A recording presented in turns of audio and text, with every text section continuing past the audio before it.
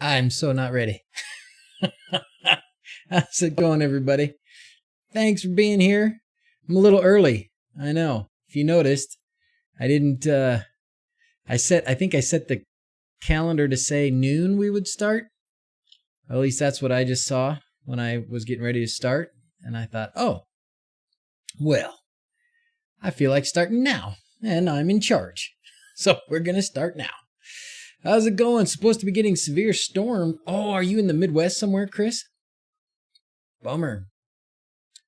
No Net Wednesday? What's No Net Wednesday, Nexus? What's No Net Wednesday? Is that what it is? Like, are you trying to be like no internet all day Wednesday?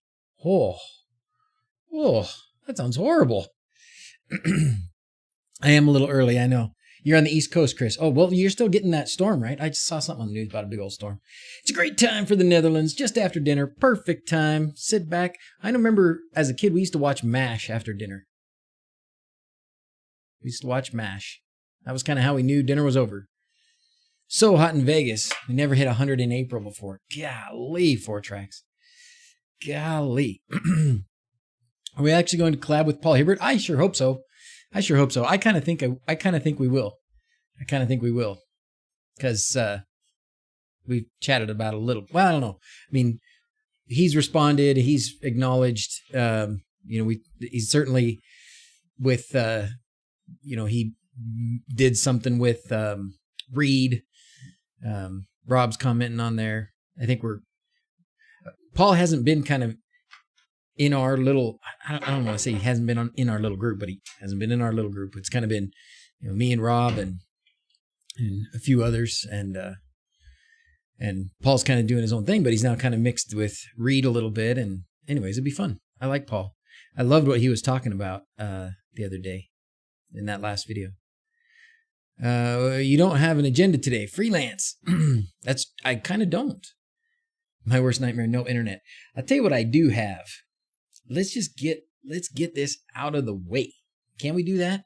Because I really like getting things off my plate. Let me show you what I got here. How many of you use Xiaomi switches? You got some Xiaomi switch users? Or Xiaomi ZigBee users? Or just ZigBee users, maybe? Hopefully. Split the config. Split that config, Kuba. You want me to split my config some more? I can do that. What I really want to do, I really, really want to get my Magic Cube and NodeRed playing well together. So that's why at least I named the stream. I don't know if it came through, but at least I named the stream Xiaomi Cube.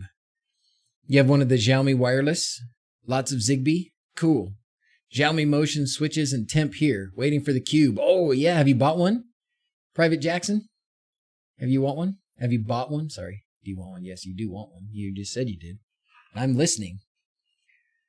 That is so overexposed. Let's underexpose it a little more.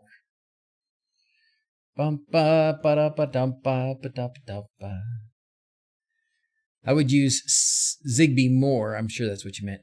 If it would decent would not keep dying me. Oh, really? That's a bummer that it is dying on you. Yeah, that's better. I've been pretty happy with my ZigBee stuff, I gotta say. Overexposed. Well, this, pals and gals, is a new Xiaomi ZigBee. See the little symbol there? ZigBee. No neutral switch. So let that sink in for a second. It's a Xiaomi ZigBee switch that does not require a neutral. Super important for ZigBee to not have interface with Wi-Fi. Keep the channels as separate as you possibly can. Install repeaters. So if you install ZigBee repeaters, that helps it stay off of the Wi-Fi. I don't know how it interferes. I mean, I know it's on the same frequency, right? Private Jackson's using ZigBee to MQTT. I've been happy with my Conbi. I do have a ZigBee to MQTT. I've got the hardware just sitting there. Color me intrigued in the UK. Or routers, usually always on devices. Yeah, good. Okay, Mark, I've got one plug. You know what's funny is, they asked me, the Xiaomi folks said, hey, would you talk about our switch? This is brand new, by the way. I think it went on sale yesterday or something. It's really sweet. Yeah, it's an Aqara wall switch. How do you say it? Aqara? Aqara. It's got a Q, so in English it should be Aqara, but doesn't have a U, so I don't even know. So this will need a Sonoff ZigBee bridge. It will need a ZigBee method for interfacing one way or another, Tim. How you been, by the way? Haven't seen you in a while. Thanks for being here. Yeah, it will need some kind of a ZigBee bridge of some kind. I've got the Conbee, and I also have the Echo Plus. And the reason that I got the Echo Plus was just to play around with the little ZigBee receiver that it has. I don't know where. Oh gosh, product link. Yeah, that would be smart. That's what smart streamers do. That's what smart guys do. They have those kinds of things ready. All right, let me open up. I know she sent me some links, so we'll get there.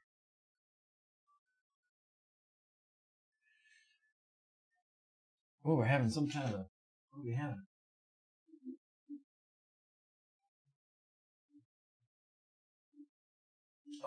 Oh my gosh! I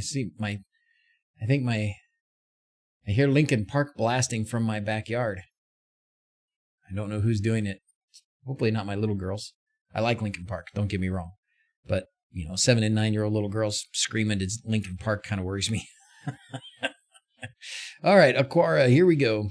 Oh, did she send me? Yes. Oh my goodness gracious me! Look at all these links. Here we go. Promo code. Oh, it's even got a promo code. Yes. Well, you guys are going to love this. Where should we put it? Should we put it in Discord? I don't think it'll let me post it in the chat. Hey, Renee. Oh, nope. It will not let me post it in the chat. Did you accidentally time travel back to 2003 with Lincoln Park? How's it going, Rob? Oh, man. Twitch Prime. Let me sub. All right. Do the sub thing.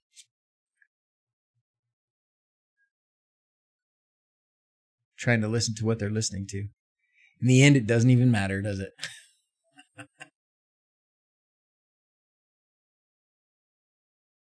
Yeah, I think they've changed to something else now. Well, we do need to talk about Paul's video. We will. Let's do that. What was that noise? Oh, I think that was somebody chatting me up. Somebody chatting me up. All right. Things are moving slow this morning. Things are moving a little slow. Hope nobody minds. Okay, we're getting to Discord here. Wow, that window couldn't be any bigger, could it? All right, here we go. We're going to the live stream channel, and I'm going to paste in the links. Oh, you know where else I should paste the links? Video description, shouldn't I? All right, that's a Twitch subscription. Reese, what do you want? You want unicorns? Unicorns, planes. Oh, I got a new one. This is fun. But this one's short, but it's... Like that? That was fun. I just put that one in there this morning. Unicorns, planes, squirrels, Reese. What do you want? Reese. Boom. I got WLED set up for the first time. Good job, Kickin' Bird. Good job. How's it working for you? You liking it? I am so dang happy with Ambilight right now. Is it loud? Okay. Okay. I'm sorry, William. I'll tone it down for the next one. Squirrels? Scared you? Unicorns and trains. Okay. Unicorns and trains at the same time even. What the heck? Dr. Evil. I thought that was fun. Not good with headphones. Sorry, Gary. Sorry, guys. I didn't test the sound, I guess. I'm not used to it, but I must have adjusted a lot of my other things down. Have you messed with that switch yet? If you pair it with Echo with ZigBee, it only picks up the top button, not the bottom one. Really? Oh, I didn't know that, Rob. That's what I was I was going to play around and see, but you saved me the trouble. So if you pair it with the Echo with ZigBee, so the Echo Plus, which I have, then it only picks up the top button, not the bottom one. Have you talked to them about this? Did you pass that on and tell them, hey guys, problema, tenemos problema. Multiple LED boards. The one I set up yesterday resets. Yeah, you told them. Good. Good. What was the other thing I was going to do? Oh, yeah, video description. Yeah, we'll do that at the end. What do you... Oh, now they're singing Lost in the Woods. Now they're singing the song from Frozen 2. That's better. They were like, yeah, that's not something we're officially supporting. They're not officially supporting connecting it to the Echo Plus? I don't know. Whatever. Let's turn it on. Let's just play with it for a minute. Oh, I can't do that. Oh, you know what? Well, I don't even know if it's going to work. Oh, yeah. Oh, that's bright. I should have probably done something about that. It's got a little bit of blinking down there. What I really just wanted to know, and what I want to do real quick, is just turn on my... or go to Deconz and see if it'll work. Did you try that, Rob? Did you try it with Deconz? Do you use Deconz and Conby? I don't remember. Still officially supposed to use the Aqara hub, but now that it uses standard ZigBee, it should be able to do other stuff. ZigBee MQTT is the next thing to try with. Cool. So let's try it with Conby right now. We can check that box. We can check that box. That's good to hear. That's good to hear. I sure Aqara shock. Yeah, don't shock myself. That's actually Jackson in the shower, I think I'm hearing. Can you guys hear him singing?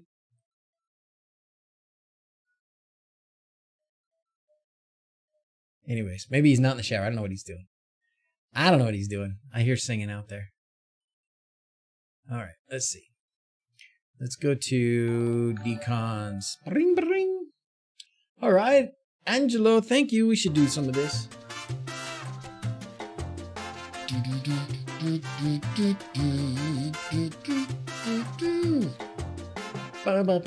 Oh, I can put it in the video description here. Oh, that'll work. Yeah. Nice.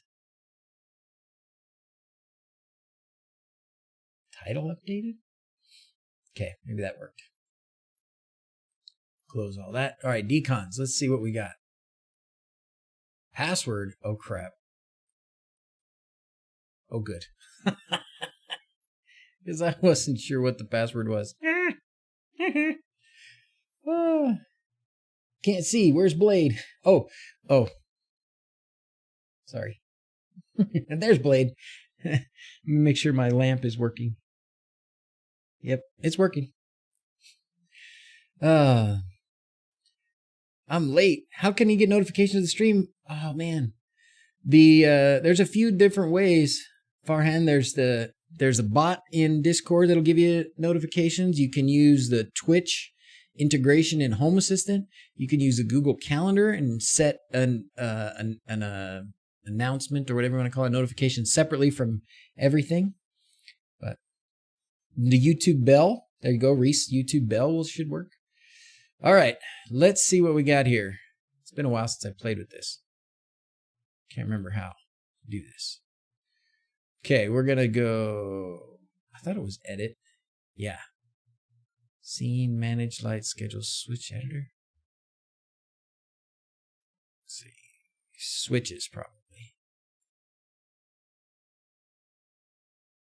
I want add a new switch. Okay. We're just going to say other, and then make sure it's active. I haven't even read the directions on how to do this. Okay, some lights come on. It's blinking. So I would expect it to be found here. See the blinkies?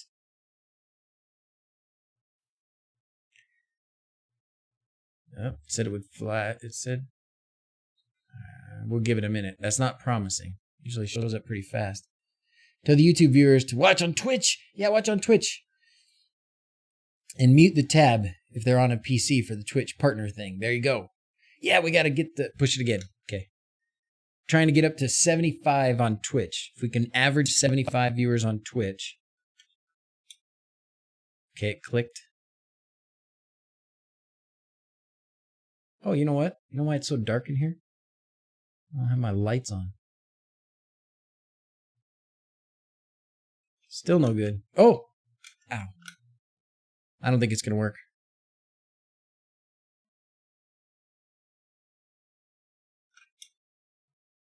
Usually it just finds it. Watch on Twitch and chat on YouTube. Twitch has some cool things for emojis too for chat. What is Twitch? Google it, I guess. Twitch is a video platform that is made for streaming primarily, whereas YouTube is made primarily for videos, for posting recorded videos. After pushing the button, shake? You shaked it? You shook this? You shaked this? Captain Hindsight. Thanks for following. Let's see. It ain't gonna find it. I admittedly have done zero research on this. All right, Seamus, thank you. Got 7 little snowmen. I really would like the icons to be bigger and the ball to be smaller. It's the LED Master. Hey, Manuel, how you doing, man? Saw you watching Sir Good Enough's stream the other day. Running YouTube and Twitch muted. Nice. Double count. Dang, that's a bummer. Well, I'm actually surprised it hasn't timed out over here. Has it been 3 minutes?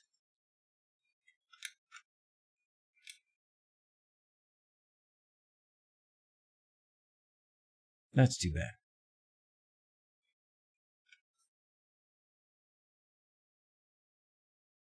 Like that, I mean, that should be the pairing. It should be pairing. It's not. What's with the brandy glass? Some kind of tip jar? Yeah, Thomas, it is. It's a Twitch little thing where you can drop little icons in there, bits. You buy bits or you earn bits or something. Dr. Aqara, how's it going, Andres? Sorry, scan again. Yeah, it's still not gonna work. It's not going to work.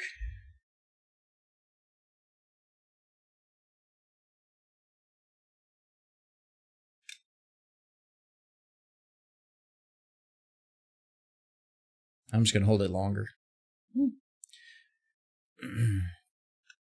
That's funny because it says when the connection is established, linked lights will flash briefly, and they do. They flash briefly, but it doesn't seem to be. Holy Seamus! Thanks, brother. Bling, bling, bling. Some of them just straight up miss. Rob is here. We're getting all the heavy hitters. If I was dying, I would want to spend the rest of my life watching this pairing procedure because it seems like an eternity. Nice. Very funny. Okay. All right. Well, we're giving up after this. Those 3 minutes have gone already. Yeah, I thought so too. Check the lights. Well, I'm watching these. When I hold this thing,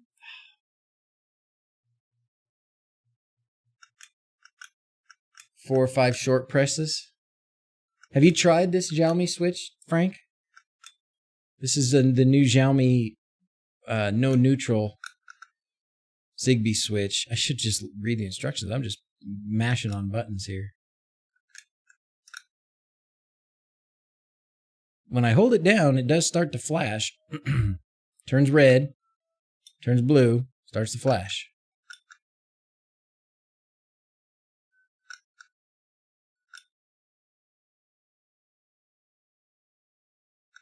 I don't know. Not sure about this switch. Well, I mean, for myself, I don't know that it's all that useful. Bring, bring. All right, Mark, thanks. This ain't gonna work. I'm giving up in a minute.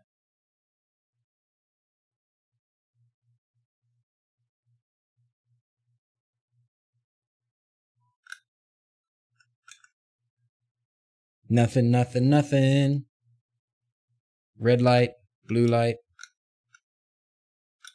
Nothing.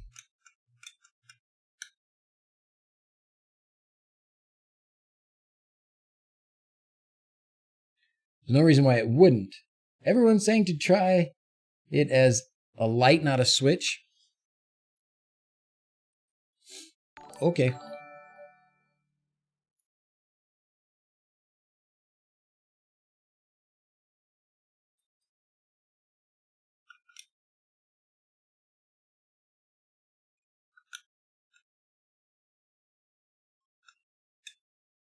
Okay.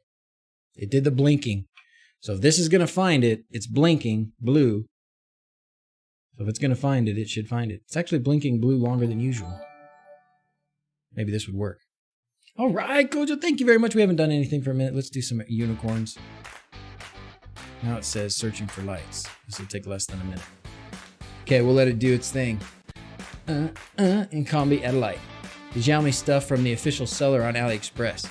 How do you like it, Staben? You like the Xiaomi stuff? I like the stuff that I've used. It certainly has been good. Can I drop a link in chat for this? I tried. I think blinking blue is bad. Once it gets detected, it stopped blinking. It actually stopped blinking now. So let's see what happens. I would have thought it would have shown up, but we'll see. We'll know in a minute or less. Oh, you can't see. Yeah, it didn't look like it found any lights.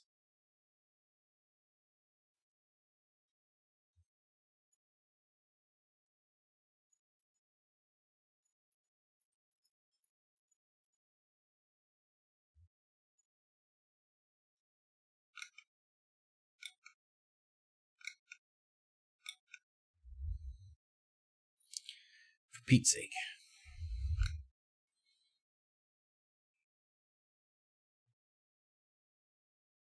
Red light on, blue light, blinking. This is the last time. Last time. Then I'm done. All right. So if this fails, time to upgrade to 109. Yeah. Hey, Carlton, thank you very much. Oh, and it stopped blinking already. That was very fast. All right. Carlton, thank you very much, my friend. Just give up and upgrade to 109. Let's look at 109. Have my Xiaomi Cube working with ZigBee to MQTT. It works great. Find ZigBee stuff here all the time. Keep alive, or other like that. This is the experience I always have with Conbi. Is that right? Well, I should maybe try the ZigBee to MQTT. I haven't done that yet. 109. Oh, yeah. We could upgrade to 109. That sounds like fun. Let's do that. That sounds like a lot of fun. What's the best parts about 109? Before I go look at the release notes. Add new light and nothing. Nothing, nothing, nothing, nothing, nothing, nothing, nothing. Oh well. Okay, moving on. ZHA instead of Deconz. Recorder has changed. Oh, good. Oh, you know what? That's right. I think I knew that. Caught you live this time. All right, thank you. Perhaps it's a switch and not a light. Yeah, we tried switch first, Mark. Thank you, though. It was a good idea. New integration page. Transition supported on scenes. Oh, cool. What sensors am I using for wireless door sensors? I'm using, I've got some of the 433 megahertz sensors.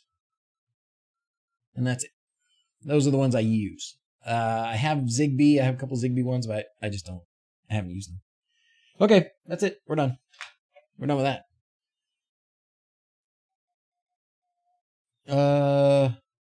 After 109, how many people using non-official integrations, using hacks integrations, going to be mad that something broke? I don't know. All right, bring, bring. All right, woohoo! Here we go. What do you want? I'm just going to give you what I want. How about that? Is that okay? Yeehaw! This doesn't matter because I don't think this gets monetized anyways. They can have the $8. That was a Twitch sub. Woohoo! I must say I love the new integration page. I was able to delete a duplicate iOS device. Oh, that sounds awesome. Okay, here we go, boys and girls. It is time. Somebody hit a marker. Home Assistant 109 update. Here we go. I'll do the marker. Detection that see if an integration breaks performance, blocks Home Assistant. Unfortunately, that happens with custom integrations quite a lot. It's not a break though. Yep. All right. Marker. He's singing AC/DC now and there. All right. In vain, thank you. I like that name. That's cool. All right. Marker. Home Assistant 109.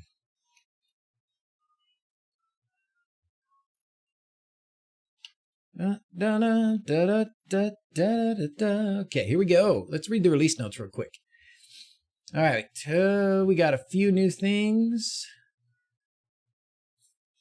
Special edition of Home Assistant Podcast. Talk to Paulus about changes. Oh, I got to listen to that one. Click here to listen to the podcast. Okay, I'm going to have to do that. This release ships a lot of work. It's not directly visible for the eye. You see a lot of bug fixes, stability improvements, quality improvements. Okay, cool. New integration configuration page. This is what we're talking about, right? Cool. Let's start with something visible to the eye. As part of our configuration layout overhaul, we started work on the integration page. The screen now shows cards for every configured integration and links to a filtered device and entities page instead of providing its own detail page with devices, options, and entities. Oh, that's cool. All options are now on the same card, and you can now also rename an already set up integration instance. Okay. Don't the new the logos look beautiful? Big thanks. Yep. Oh, cool. Okay, new weather card. Redesigned the weather card. It's clearer, works better for smaller screens. It also allows you to hide the weather forecast. Very nice, very nice. Weight loss for the front end. I remember looking at this for the beta or something and thinking that it was like a weight loss app. Like they're gonna help us all shed the quarantine 15. Anyways, all right. This was right. I read about this. This was so instead of loading every language, it's only going to use the ones that you use or something like that. So help lighten things up. Okay. Detection of blocking I/O in the event loop. This is a bit technical, but some things happening in Home Assistant, like fetching data from the API or website, can lock up Home Assistant for a small moment if not done correctly.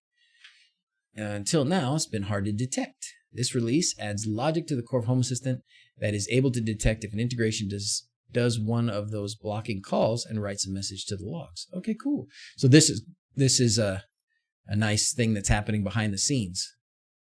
Make things better and hopefully stop some things. If you've got an integration that's locking things up like this, prior to this, you wouldn't even have known how to fix it. I wonder how many times that's happened to me. It's probably happened to me a lot. If you see such a message, report the issue. By addressing these issues, we're able to greatly improve performance, responsiveness, and stability. Yes. All right, added the possibility to search in the Lovelace card picker. Oh, very nice. Okay, that's very nice. Easy, easy. Now MQTT debug information on the device page of an MQTT device. Oh, very cool. Frank reintroduced support for transitions and scenes. Both the scene turn on and scene apply service now accept a transition option to make your scene transition on lights look smooth as butter. That's really cool. So if you have a transition between daytime lighting and nighttime lighting, it won't just, you can set a time and say, oh, it's going to transition over 30 seconds or over a minute, or over a couple of minutes, right? Very cool. Uh-oh. Somebody's, my TELUS has an issue. Upgrading to 108.9, I get this. Recorder could not start. Oh, well, you probably have to change something in your recorder section in your configuration.yaml would be my guess, my TELUS. You probably have something in your configuration.yaml that needs to be fixed, upgraded, changed, set up to the new way. I don't get why people complain. They're not official, so won't get updated, and that at the same time. That's what comes with using custom things. Either way, deal with it. Yep. Complaints happen. What you gonna do? You now set up these integrations from the UI. Very nice. Very nice. Okay, breaking changes. This is always important. Flew near you. So if you're using this, monitor conditions has been removed. Great. So Synology integration is now available. Native UI be renamed. Okay. Discover support has been added. Great. Unify site ID has been removed from device tracker state attributes since integration's okay. So it's important if you're using any of these to pay attention to each of this if that applies. National Weather Service. I wonder if we're going to, is that something, I don't know what National Weather Service provides, but is that, I'm just thinking about an alternative if, when, / the dark sky goes away. Withings, sleep state, has been removed. Okay. Slide, integration was previously using the wrong inverted percentage, open and close. Oh, okay. I know there was a slide integration. Very cool. Roomba, need to reconfigure your existing YAML configuration. Okay, if you have Roomba. UV sensors did not have a generalized unit of measurement. After this change, the sensors now have a unit of measurement. Okay, this can be a breaking change if you display this kind of sensor external, such as InfluxDB. Okay, ecobee uses HVAC mode instead of auto, which is so there's probably a lot of people going to be affected by that. Reversed for when, or reserved for when the user has no control over the temperature. Ecobee is not the case. The user has control over its temperature. Okay. Air quality. Ooh, I actually use some of these. This can be a breaking change if you display this kind of sensor external, such as influx. Okay, great. I see. Because if it's looking for the units and the units change, then it won't pick up the data, right? Something like that.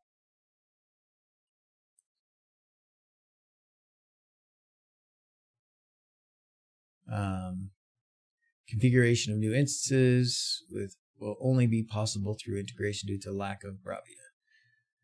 TV, EQ3 Max. Okay, cool. Other improvements. This is the part probably that successful run. All right. This is probably the thing that is gonna jack up a few of us, maybe even me. All right, thanks for subscribing. We're gonna do some of this. There you go. The recorder configuration purge interval has been deprecated. I want that to be on my tombstone. Here lies Justin Aiden. Deprecated. All right. The recorder database is now purged every night. This can be disabled with the new auto purge configuration, though that is usually not recommended. Okay, so don't do that usually, unless you really, really know what you're doing. So in the meantime, let's open up my recorder config here and make sure that I've got, let's make sure my secrets is not open. Let's actually go here. All right, more subscribing. Fat unicorn time.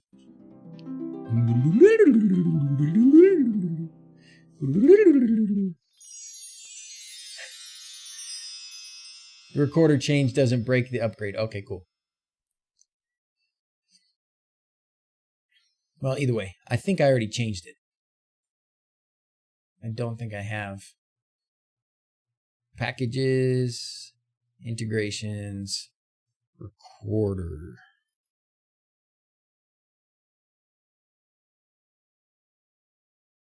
And the issue was with, so if you have purge interval, in there, take it out. I don't, so I'm good. Yeah? Yeah. Jorge's like, this is Xiaomi Cube and NodeRed. Yeah, that was what I thought I was going to talk about. And we still might get there, but we're going to upgrade to Home Assistant 109 first. I could actually change the title. That's probably the right thing to do, isn't it?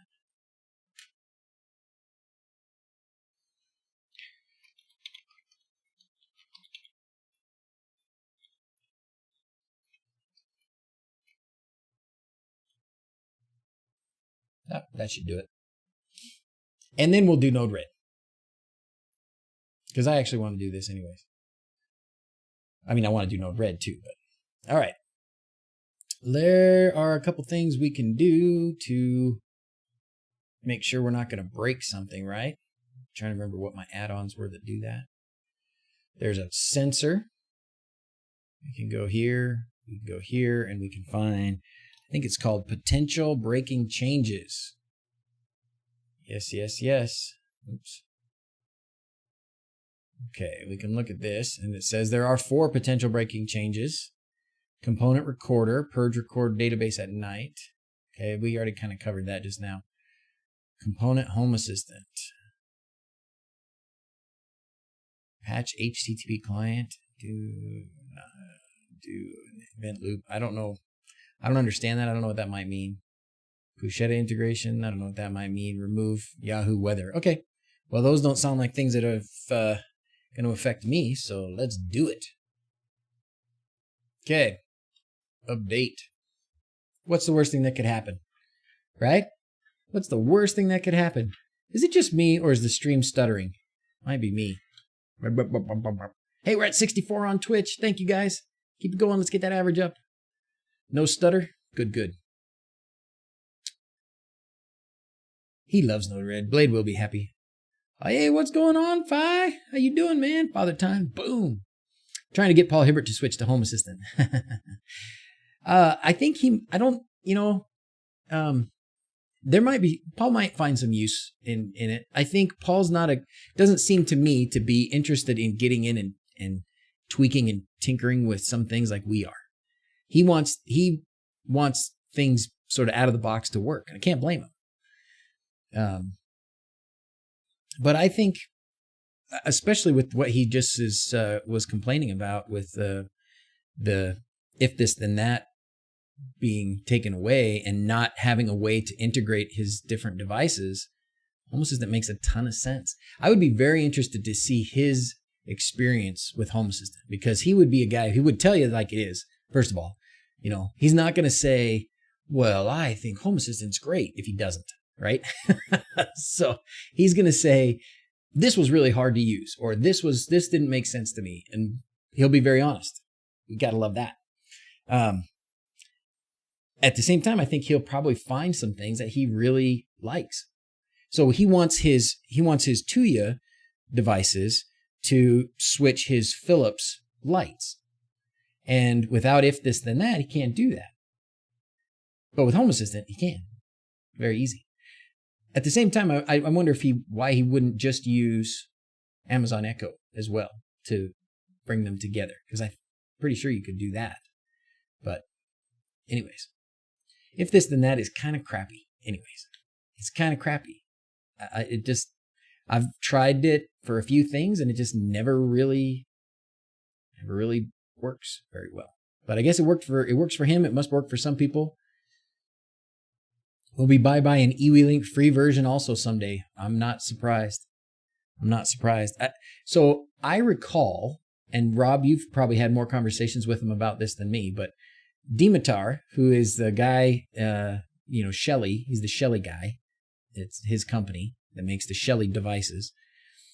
I remember talking to him or reading some posts about it, about why Shelly isn't using if this then that, or why they're not supporting if this then that. And the reason was if this then that was charging a per device fee. So they were saying if you, have or per device, per user, something like that. So basically they were telling Shelly, you can use our, if you want your devices, you want your little app on if this then that, and you want people to be able to use if this then that with the Shelly devices, you need to pay us.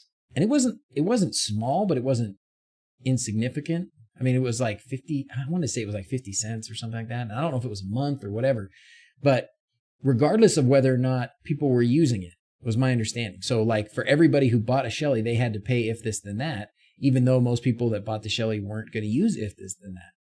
I could be wrong about that. Maybe it's a per user thing on if this then that, but to be honest, I don't think, if this then that was great when that was all there was, but it's far from the best solution for integrating multiple systems like that. Something like Home Assistant is 100 times better. All right. Tinus D, thank you for following. I don't know what to do about that. We're just going to do this.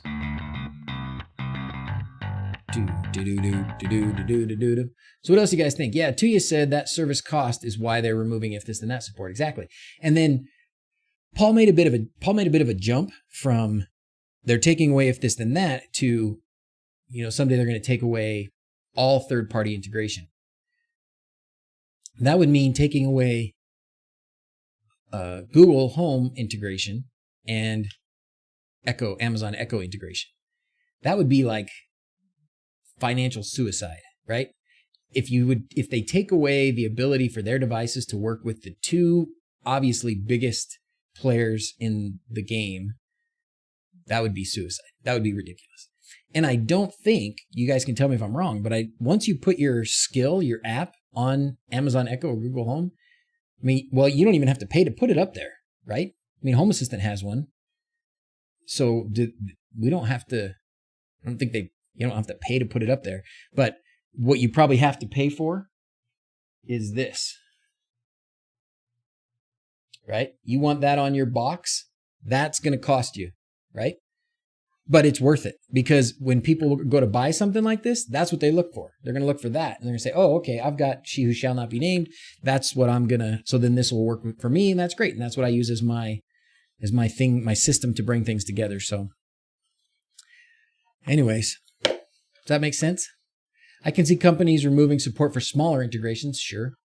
The other thing is with Tuya, and maybe Frank can comment on this. The Tuya folks, when they first started, so they've only been around for like a year and a half, maybe. Yeah, NodeRed. Let's see if we're back in business here. We might not be yet. Probably broke something. Yeah. Whoopsies. Okay.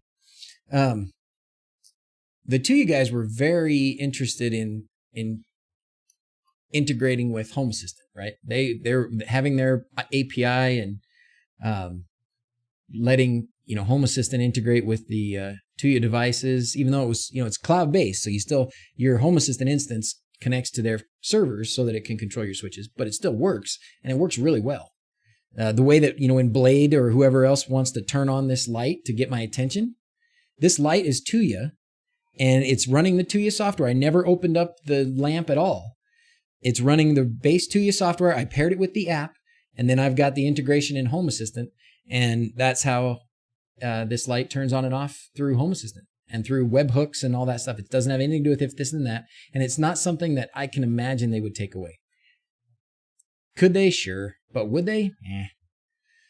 But why can't Sonoff realize that 95% of their customer base flash test mode on their products and just include it? Yeah, probably not that high though, Reese.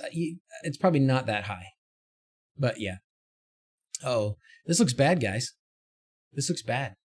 What do you think's wrong?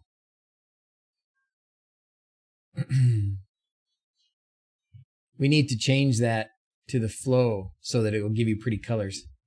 That's what I was saying yesterday. The integration would be the perfect way to get Paul and others. Yeah, so let's talk about it. Fail button. Hi, baby. Done with school. You're done with school? For how long? Forever? You graduated? No. I'm so sixth.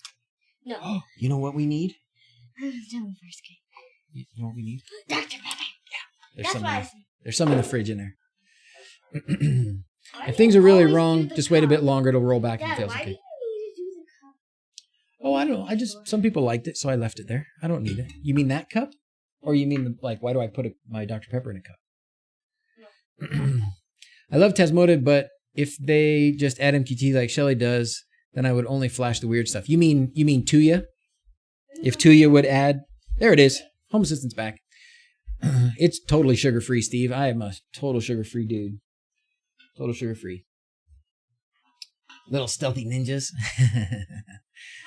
Yeah, if Tuya would use MQTT, that'd be even better. But Tuya, Sonoff, etc. Yeah, I agree. I only I don't flash a ton of devices with Tasmota. Which version am I on now? Let's see. New devices discovered. I bet you I'm on the right version, or else there'd be some sort of error there, right? I'm there. Ba-dum-bum. Ba-dum-bum-bum-bum-bum. Oh, thank you, Eminem. Uh-oh. What? What's that mean? Mm-hmm. Oh, is this the new one? Yeah, the only thing. I love Shelly stuff because they're cool with people flashing their stuff, but they also support MQTT out of the box. Amen. I only use Shelly's flash to Tasmota, but when I can't flash them, MQTT is a backup and it just works, which is much better than a Sonoff in my opinion. You know, I just got a message from the Sonoff people yesterday, maybe? Hold on a second. Work's calling.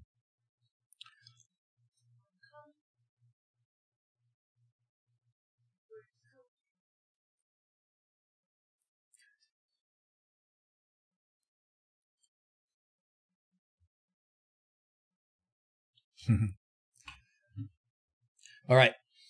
Dr. Sandman, bring me a dream. Marker, work calling. Okay. So let's go look at some of these new things now. So if we go to the integrations page, let's get to it. Let's get to it. So this is going to look totally different now. Oh yeah. Oh wait, are we on dark mode? Oh, this is because of my theme. Let's change the theme so that it's something else. Let's change it to something we can see. I hate to do the default because it's so bright in my face. Hurts to look at. Let's do something just a little bit darker. Yeah, look how much has come up. Yeah, look. That's probably better. It's not even halfway. Wow. All right, let's look at it. Let's see. Oops. Integrations. All right. Very cool. Okay, this is awesome. Wow. So if we go to, but some of the icons are missing, but that's okay. So, I can rename it. I want to see this. Look at that. It's 156 entities, 30 devices. Let's look at this. What time is it? It is 12:20, baby. So it can take you right to all of the devices that are associated with that integration. Wow.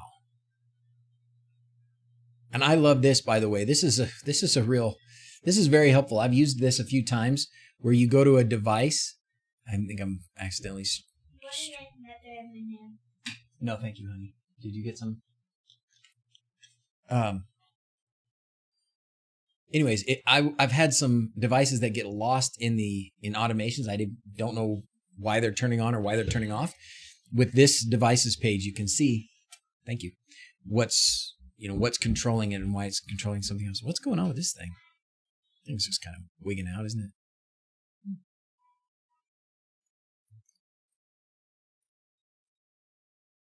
Let's look at some of these others.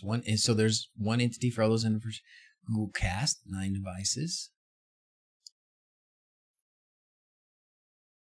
Let's look at the Tuya. Is the Tuya integration in here? Wow, tons of ESP Home. Mobile app. Oh, this is interesting. Wow. Oh, cool. So each one of my phones is showing up here. That's awesome. My connected control panels are showing up separately. Mucho likey. I am going to go back to looking at this in the default. I want to see if all of the icons that are there.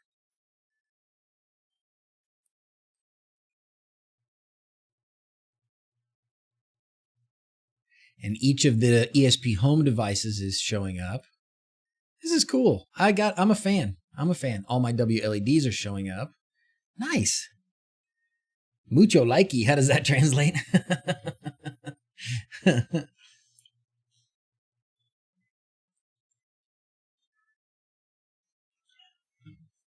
Cool. UPnP. I didn't even know I was using this. On Hub. Oh. Huh.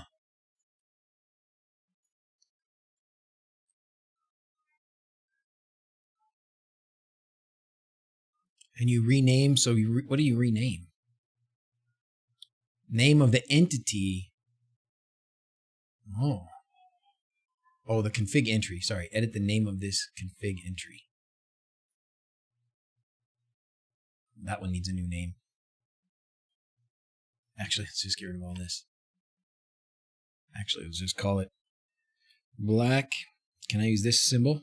And white laser. That's the printer. Yeah. Portuguese? What?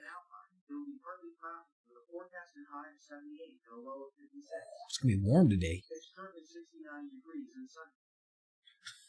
I don't know why that happened. Did I happen to say, me gusta mucho? Blade, did you do that? Did you just send a weather report to my Google Home there? Finally received my Pi Zero W and have a room assistant setup with 2 Raspberry Pi 3Bs and a Raspberry Pi Zero, and it works perfect. Not a problem changing the rooms. Well, that is fantastic. Dimvitar. Dimvin. That is fantastic. I'm happy to hear that. I have not gone back up. I know the white screen hurts my eyes. Note to self, white screens in VR hurt your eyes. Are you watching this in VR, Nate? I'll turn it back off for you. You're watching me in VR. It's weird, dude. That's very cool. That's as black as it gets now. It's probably not going to look very good. Here's my Deconz thing. That is very cool. I like this. I like it. I like it. What else were we going to look at in there? Squirrel. Squirrel's right. Huh? Yeehaw! I always spend too long looking for something because I keep missing not seeing the logo. This will help a lot. Amen. It's so easy to see things on this. They're huge. I think our theme makers are going to have fits with adjusting things, though, I bet. I hear birds singing out there. It's a good day. Yeah, that's a good one. That's a good one. I don't think so. Maybe. Let's see. Which? Hello, DrZzs. What are you doing today? Hey, Aqara. I am doing. Well, we just updated to Home Assistant 109, and we were looking at the new integrations page, which is this. That's what you see in here. This is the new integrations page. So they've taken all your integrations, which were before just in like a list, and I think they started to have an icon, right, a small one, but now they've got them in this area. Actually, can I adjust this? Show ignored integrations. Oh. Hide ignored integrations. Okay, cool. Anyway, so you can grab your, you can see all your integrations here, and then you can discover new window liner. Oh, how about that?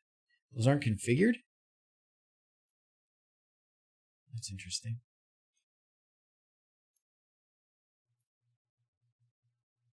Huh, okay.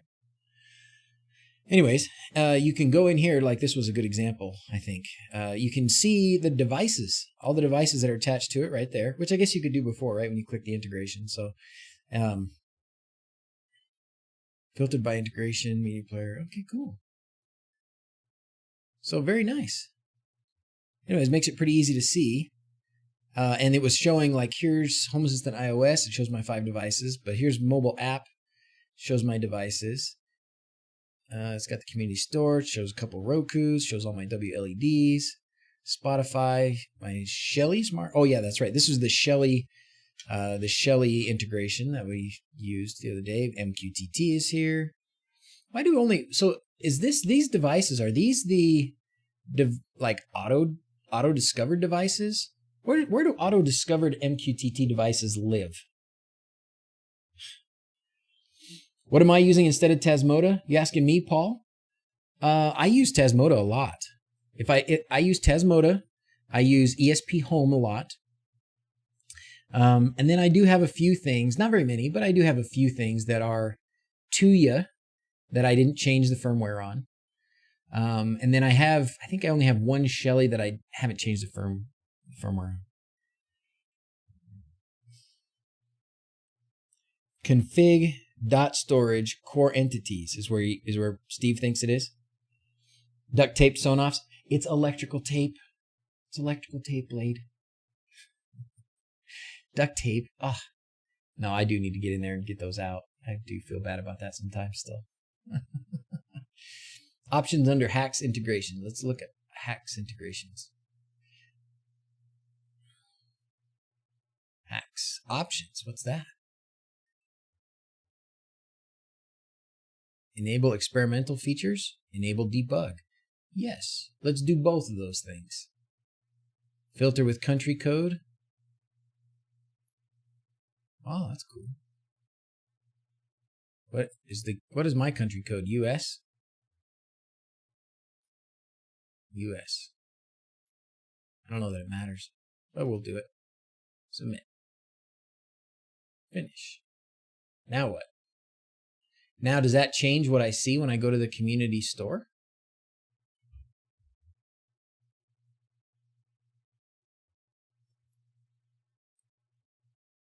I got a few things to update.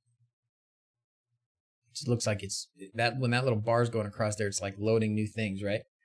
NodeRed procrastination. All right, we'll get to NodeRed. Someone gave me their configuration for sensors in HAS.io that detect when an update is available. Oh, cool. I got a cool thing working the other day. I used a Shelly 2.5 in detached mode with a double pole Decorus switch. I turn on off the lights with a single press and change the color with the other button or something. That's cool. Good job. I like that. I like it. I like it. Where's the best place to go to start with Home Assistant? Stefan wants to know. Who has the newest getting started video? I think Rob has a pretty new one. The new pager flow on the stream? Okay, that sounds good. Do you want to get on the stream? Blade, we bring you in. Disable the debug. It will grow your log really fast. Okay.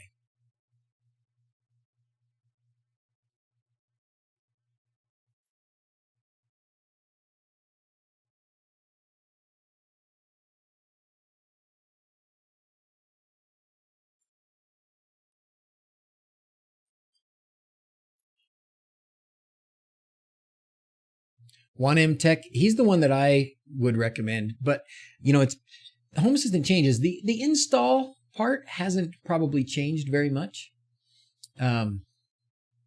It's still pretty simple. It's still pretty much you get a Raspberry Pi usually and an SD card. You grab the image for Home Assistant, the operating system image file from the website. Put it on the SD card, put the SD card in the Pi, turn the Pi on, plug it into your network. You're pretty golden after that. And then you can start to add devices. That's how I think most people, especially new users, would get started. I think somebody who's going to like install it in a different environment, like Docker or Ubuntu server or something, you're going to know how to get started. I think somebody who's going to be going down that path probably knows how to do it or doesn't need much help. One has a good one for doing it on Ubuntu server as well. I did my Raspberry Pi 4 on Ubuntu server, works like a dream. I still think like a new user somewhat. I try to think like a new user still as much as I can. And not a server guy or not a tech professional. So I think, for most people, it would be drop an SD card in the Pi, turn it on, and go to town. I must say, I'm very tempted to install Proxmox on my Nook and run Home Assistant via Proxmox. Okert, you might as well. What else are you running on your Nook? Anything else? Hi, Andre. Huge props for Whiskers for his Proxmox scripts. Makes it so easy to install. That's the dang truth. That is the dang truth. Juan talks about Samba and add-ons, whereas Rob spends more time talking about setting up automation scripts and scenes. Okay, cool. I think some of the things like Samba, I wonder how necessary or important those things are anymore. It used to be you had to do Samba because you had to be able to get in and edit your configuration file, and you had to go in and click on it and get to it, right? Now we've got file editor, or like I like to call it, the configurator inator, and VS Code if you use that. So there are ways to, VS Code, the add-on, not separate, getting into your files. I still do that. I still edit files and drop files in and stuff, but you can do a lot of that through the configurator inator. But setting up Samba is not bad. If you want to restore from a snapshot, you still need Samba. That's probably true, yeah. Yeah. And it's good to have. Samba's good to have. Yeah. It is good to have. Only Home Assistant, but use TUIA convert from time to time. You should also install the Portainer version from Whiskers. Yeah, I hear that a lot. All right, Blade, what was the verdict? Are you coming on? Are we going to do... let's go to NodeRed. Let's go to NodeRed. First thing I want to do in NodeRed, let's do this. We're going to do NodeRed. I really want my IAOMI cube to work. And I seem to recall that somebody said there was a palette for Xiaomi. NodeRed contrib Xiaomi scale, Xiaomi BLE, devices, home. I wonder which one. Smart devices, smart home, My Flora, plus 11 more. Is there one just for the cube?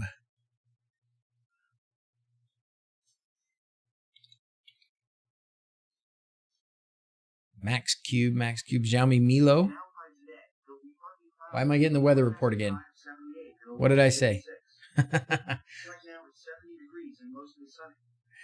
What entity is the announce service connected to? I thought it was the cloud service. What entity is the announce? It's notify. It's notify. If you want, if you want Betty to make an announcement, you use the notify. It's notify and then dot. I think it's like the media player and the name of it or something like that. Oops. Oh, my air conditioning just came on. I guess that's probably okay. It's hot outside. 78. The NodeRed dashboard. I had help, Mr. Fixers. I had help from Mark M. I knew nothing about Linux Docker Home Assistant before I started in February. A few months later, and a lockdown, NodeRedding my head off and hacking Xiaomi gateways. Nice, Bobby. Hey, so have you been able to hack the Aqara gateway? The Aqara hub? I really like the Xiaomi Aqara hub. And I have one, and I thought I was going to be able to get it working in NodeRed, and I have not. That's sad. Kenneth says, I've set up my cube with an all events node and filter on Deconz events. And then after that, spread out the different ZigBee buttons amongst the cube. Yeah, and that's what we'll do, Kenneth, if we don't have another way. But somebody told me when we were messing with this before, somebody told me that there was a cube integration thing. Let's look at why the air conditioning is on, and I'm not sure it needs to be. Isn't that funny? I think we should save some more money. Because it's 76 degrees upstairs. That is hot, but I think we should turn this off. And I think we should keep the quiet, cool fan on. It's not that hot up here. I wonder where that's getting that 77 from.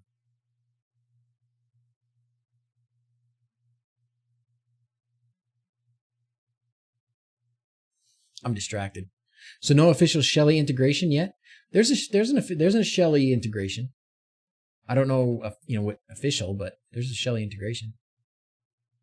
How do you make it a media player? Oh, that you need the add-on. You need the community store, the Home Assistant community store, and then this. So you can find that. Scroll. ZigBee to MQTT, not today. It does work well in MQTT mode. Filter for value 77. I have no idea what that means. Your stream the other day, you mentioned not enough tech and his hack to get the NodeRed Xiaomi devices. It doesn't seem to work with Home Assistant NodeRed, and there is a conflict. Oh, that's what you mean by a conflict on the port. Well, the other problem, and I don't know if it's the problem that you're having or not, but it's certainly the problem that I have, and that is the version of the Xiaomi hub that you have. The one that I have doesn't work. The one that I have is the new Aqara one, and it does not compute. Now we're going to just turn this guy on and make sure we open up the windows. Because this will suck in cool air to the house, and that's much, much better. I'm tired. You know why? I'm extra squirrely this morning. Maybe you haven't picked up on it, but I have. I'm extra squirrely this morning because I ran 3 miles this morning, which didn't used to be a big deal for me, but then I didn't do it for a while, and now I ran 3 miles, and so I'm like, That's why I need more Dr. Pepper.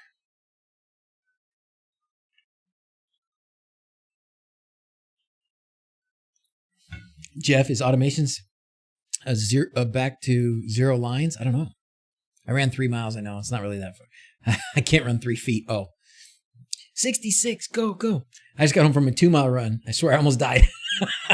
Thank you, Rob. You make me feel better. Man, I used to do, and it wasn't even that many years ago, but I guess now looking back, it's probably been, well, I guess this is 2020, so it's probably been 5 years. I used to run 6 miles every morning before work. 5 years ago, I ran 6 miles every morning before work. Good gravy. Can't do that anymore. Touched my face. Okay. So anybody using the Xiaomi home automation or the Xiaomi Cube in NodeRed. It's also 84 degrees. That's true. You are in Florida and it's probably 80% humidity. So there's not a lot of room left for oxygen in the air. And then he discovered Home Assistant. Now he doesn't run. That's pretty much true. 6 miles. Why did you torture your body like that? It was good for me. And that's at 5 o'clock in the morning. I was running at 5 o'clock in the morning because I have to leave for work at 6. In Phoenix, it just hit 100. Ooh, Carlton, you're in Phoenix? I lived in Mesa for a bit. Lived in Mesa for 4 years. Yeah, 100% humidity in Central Florida. It feels like at least. Yikes. How easy it is to let exercise slip. Ain't that the truth, Gary? Ain't that the truth? I need a Home Assistant to get me out of bed. And I don't mean just like make my alarm go off. I mean, grab me by the shirt and pull me out of bed. Do you guys watch, what's his bucket? Colin Furs. I love that man. I think, excuse me, if I could do a collaboration with anybody on YouTube, it would be Colin Furs. I would love to do something with him. I often think about, my future in YouTube. What am I going to do? And I would love to make more crazy things like he does. Stuff that doesn't even make sense. All right, Ski Marine. Do you use a specific? Do you use somebody's node that they've made? Are there custom Xiaomi nodes? Because I thought there were. Ooh, Tom Stanton. I don't know Tom Stanton. I'll have to look him up, bro. I haven't heard of him. There's so many people on YouTube. It's crazy. It's crazy.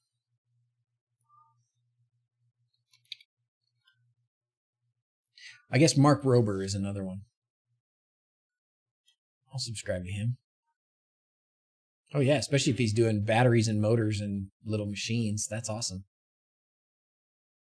Cool. He made a trebuchet.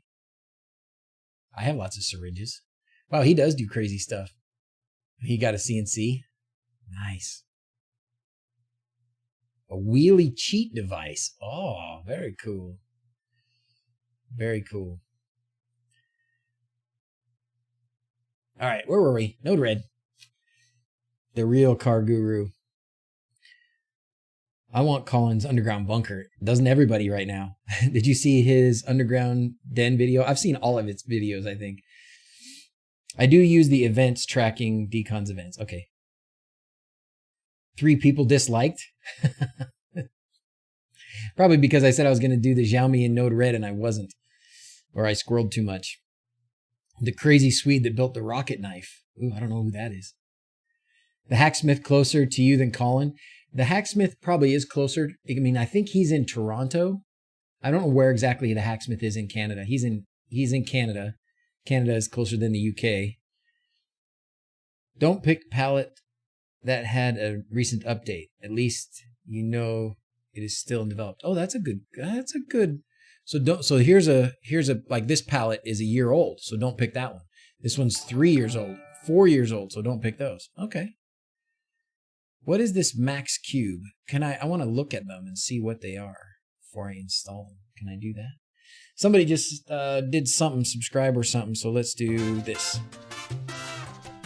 All right, Stove Doctor's got to go back to work. Oh, he's in Ontario. Kitchen. So where is that, William? Is that east, west? I don't know where that is. Ontario. I don't know where Ontario is in the west. Uh-oh, Felix. What's the matter? The smart home industry is heading? You mean because of the Tuya thing? You think me and Mark Rober would do an awesome video?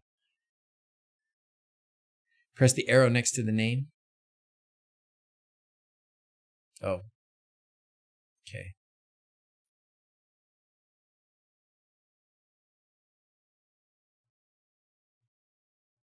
Max Cube. Cube can handle only 1, 2, 3. Yeah, I guess I don't think Max Cube is the right one. But let's look at that other Xiaomi one, and if that doesn't, if this. So here we go. See, supported Xiaomi Cube motion sensor. So I want to try this one. Let's try this one. So here we are.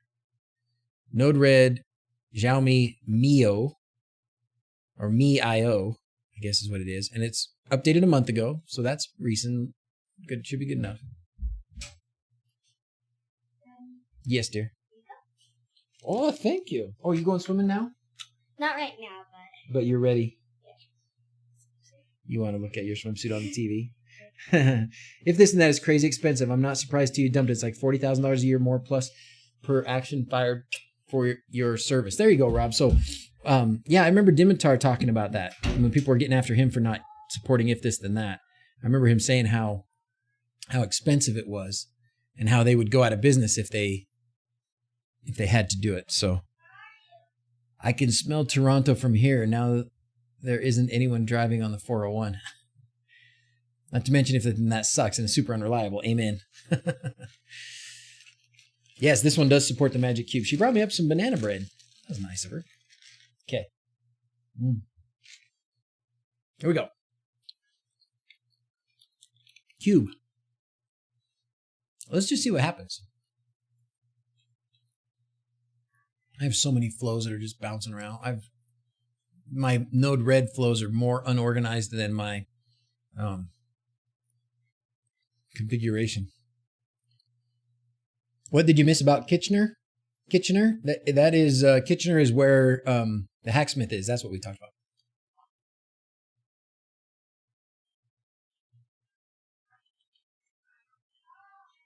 All right.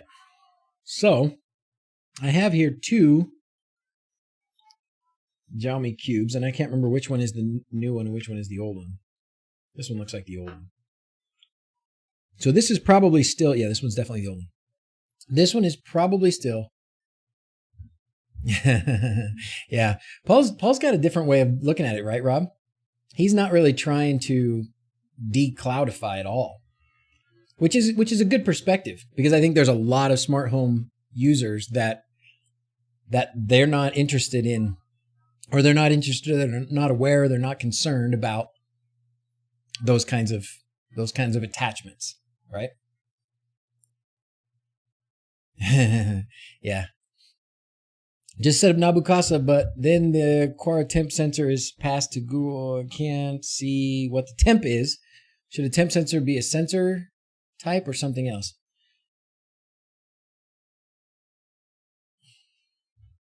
Okay, so you're trying to get the temp. So can you look in your Google Home devices and make sure that the temp sensor has been discovered, that it's there? I don't know too much more about that specifically, Alex.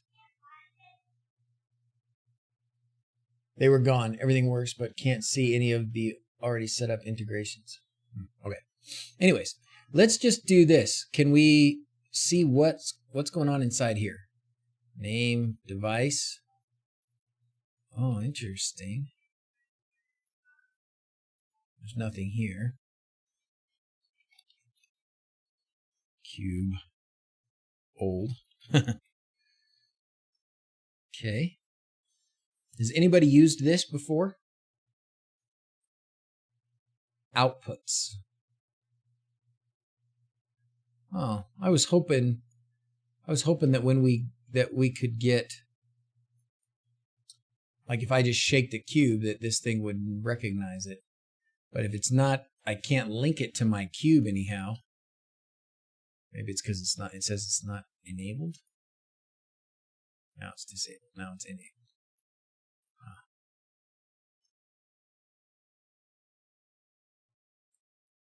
could debug, but Mio library or some such. Oh gosh.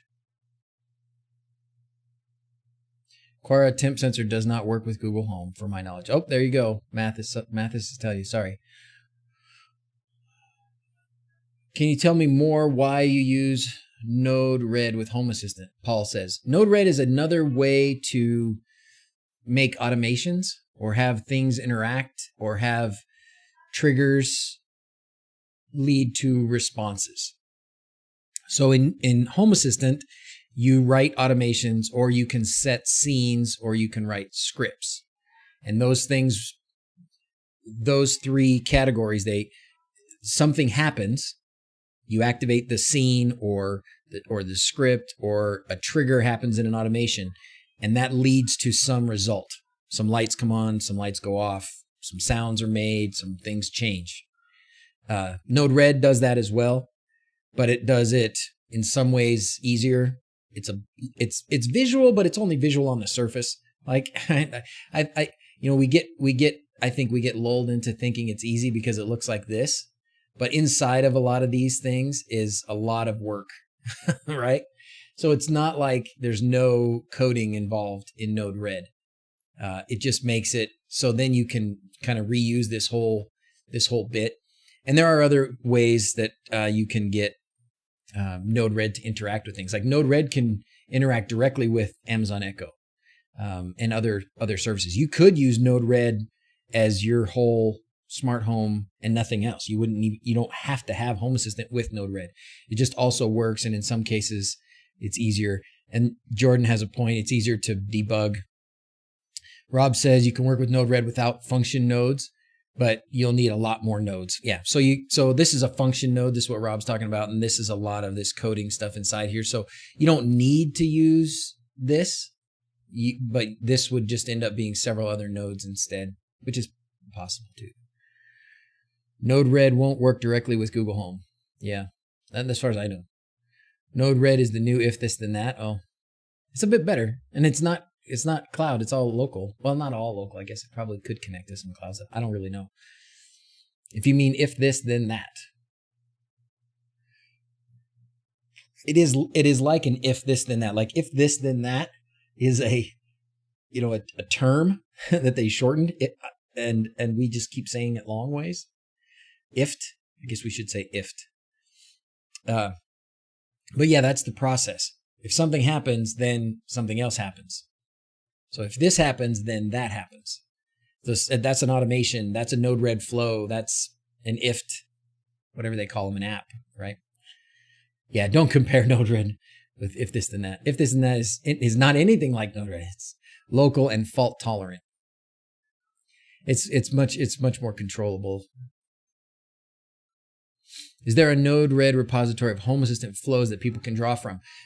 Carlton, there is a NodeRed. If you load the NodeRed integration, then yes, there are a ton of Home Assistant flows. Why did they not show up? There. These are all Home Assistant specific nodes that if you use the integration that Frank set up to use Home Assistant and NodeRed together, or the add-on, then it connects to your server, connects to your home, your server, your Home Assistant instance.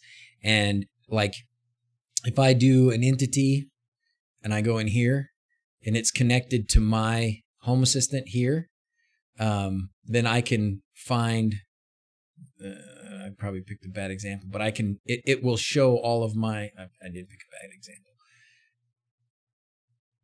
Current state. Maybe here I can pick an entity, right? So I can say switch, and it should let me autofill. So here shows all my Home Assistant switches.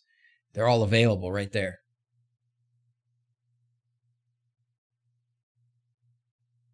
Oh, he's asking for flow examples. Oh, I'm sorry. I don't know.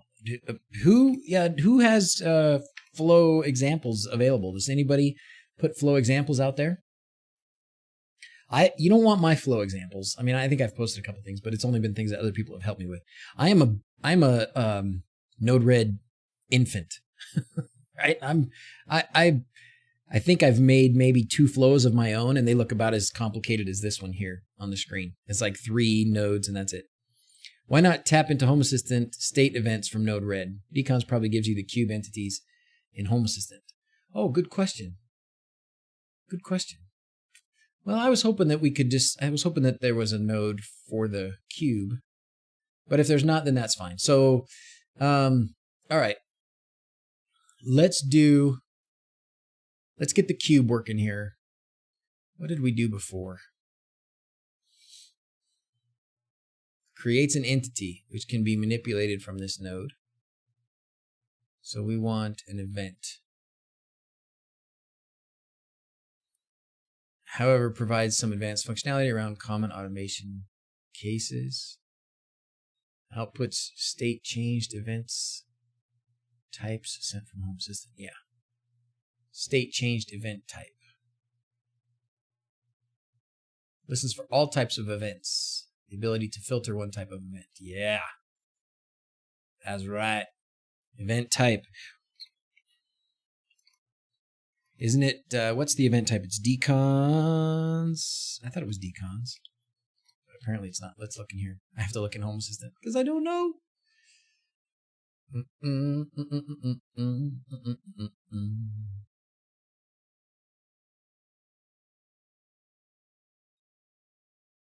Where'd it go? Deconz event. Yeah. Okay. It is Deconz event. I would have thought it would sort of autofill there, but I guess not.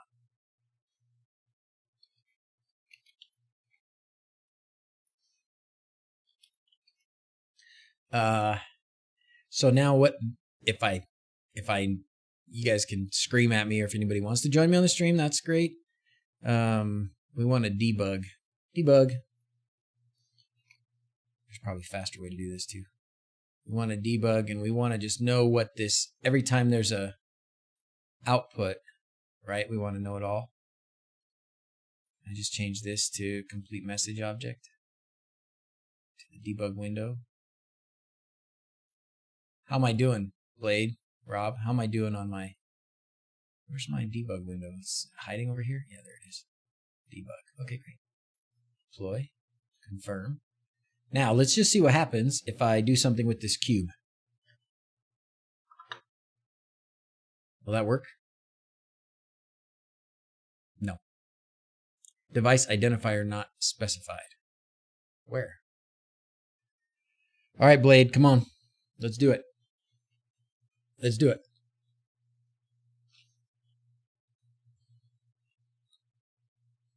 Oh, really? Not Enough Tech did a video today about Google Home and NodeRed. Oh, cool. You like to watch me squirm.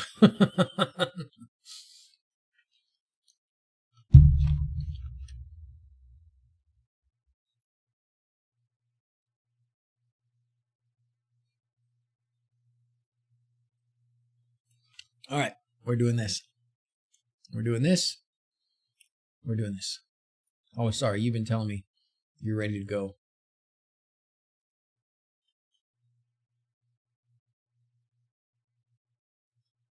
Here comes Blade to the rescue. Hey, man. All right, everybody, can you hear Blade?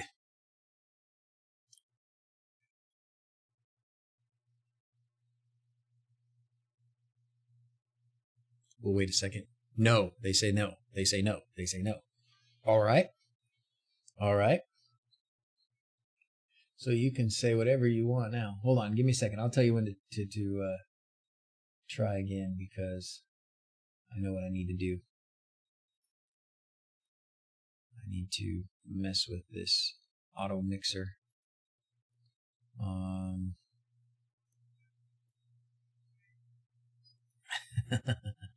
Well, I really only know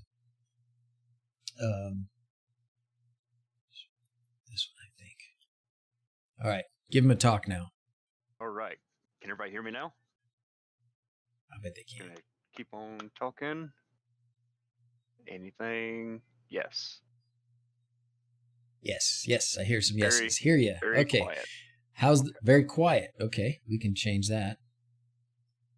I think I'm maxed out on my end. I Very definitely low. gotta get a mic. It sounds pretty clear anyways. Is it? Sing something. They want you to sing. There we go. How about now? Can anybody hear me now? That's better. Better.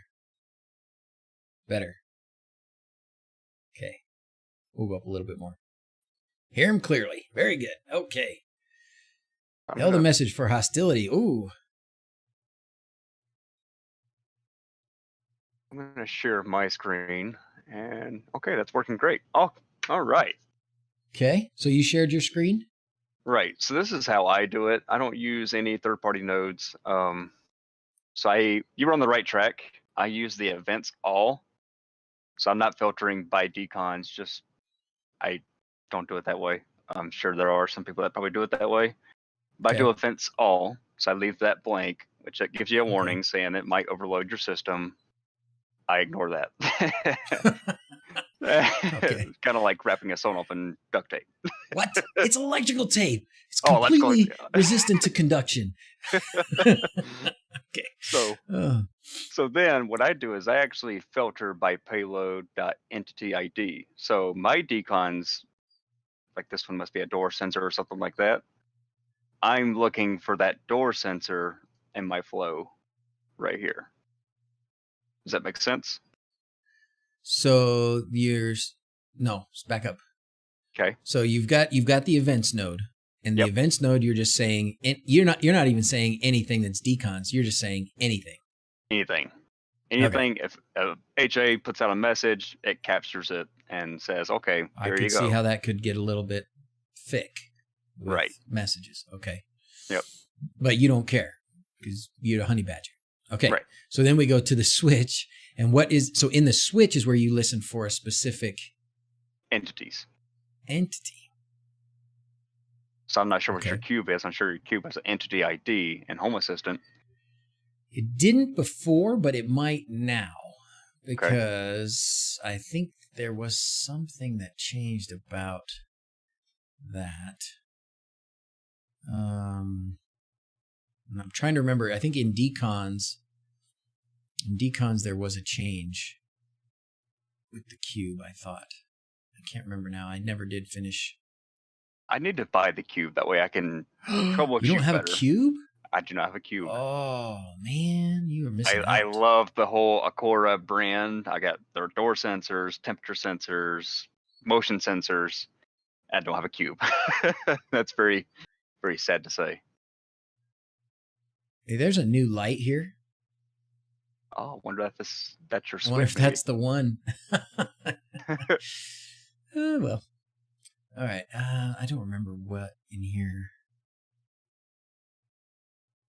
Because it used to be switch. I was going to say, it used to be a sensor, shouldn't it? Was it a sensor? So what? See, the things look funny right now. Yeah, I'm looking at your screen on Twitch, and it's not what I'm remember. Maybe Deconz is not updated. Maybe I haven't updated it in a while or something. So, I sure thought it was a sensor. Mine now, just so I can look at mine. Looks like, so Violent Pooh says, looks like his. No magic cube. Blade is out. Bye. Can you send me a link to the cube, and would sensor be freely available in the UK? The cube, it's the Xiaomi Aqara Magic Cube. I wish I could say I had a link I could just snag handy. I think I probably have one on the website. Switch 13. There you go. Thank you very much. I'm looking right at it. Nice. Looking right at it. Okay, so then when we move it, it's not doing anything. Should it say? Should it update? Right here, the state should be updating. Okay. And it's not. Is it possible the battery's dead? It's possible, yeah. Or it's possible that it just kind of like fell asleep over the months that I haven't actually used it. I don't have a cube. I just have Lance off E-Light. Oh, this is the wrong cube. That's what happens when you have two cubes. You have more than one cube. You pick up the wrong cube. I have more than one cube. There you go. Now it changes. Awesome. All right. There's your problem. Oh my gosh, that's a fail. That's an ultimate fail. So I need to use our little vinyl cutter, and I need to put stickers on the sides of the cube because they don't really mark the cube. Like the cube's it says Aqara on one side, but that's it. There's no other markings anywhere on it. So, but every time you like shift it from one side to another, you get a different event. You can see this little state bit here. Right. That thing changes every time. Sure. So you need to be able. So if you go from side 5 to side 2, it's going to give you a different event message, different state message. I think that's how we did it before. We were looking at that state message before. Yep. So why? So and look, here you go. Look, here it is. It's blasting Deconz events now. Nice. What did was I shaking the wrong freaking cube before? Oh my gosh. Anyway, all right. Well, let's do something with this. All right. So we can Deconz event, that way. payload object. What else is in here? What is this? Kudos to you, by the way, for using the complete message object. You're welcome. Thank you very much. Thanks for teaching.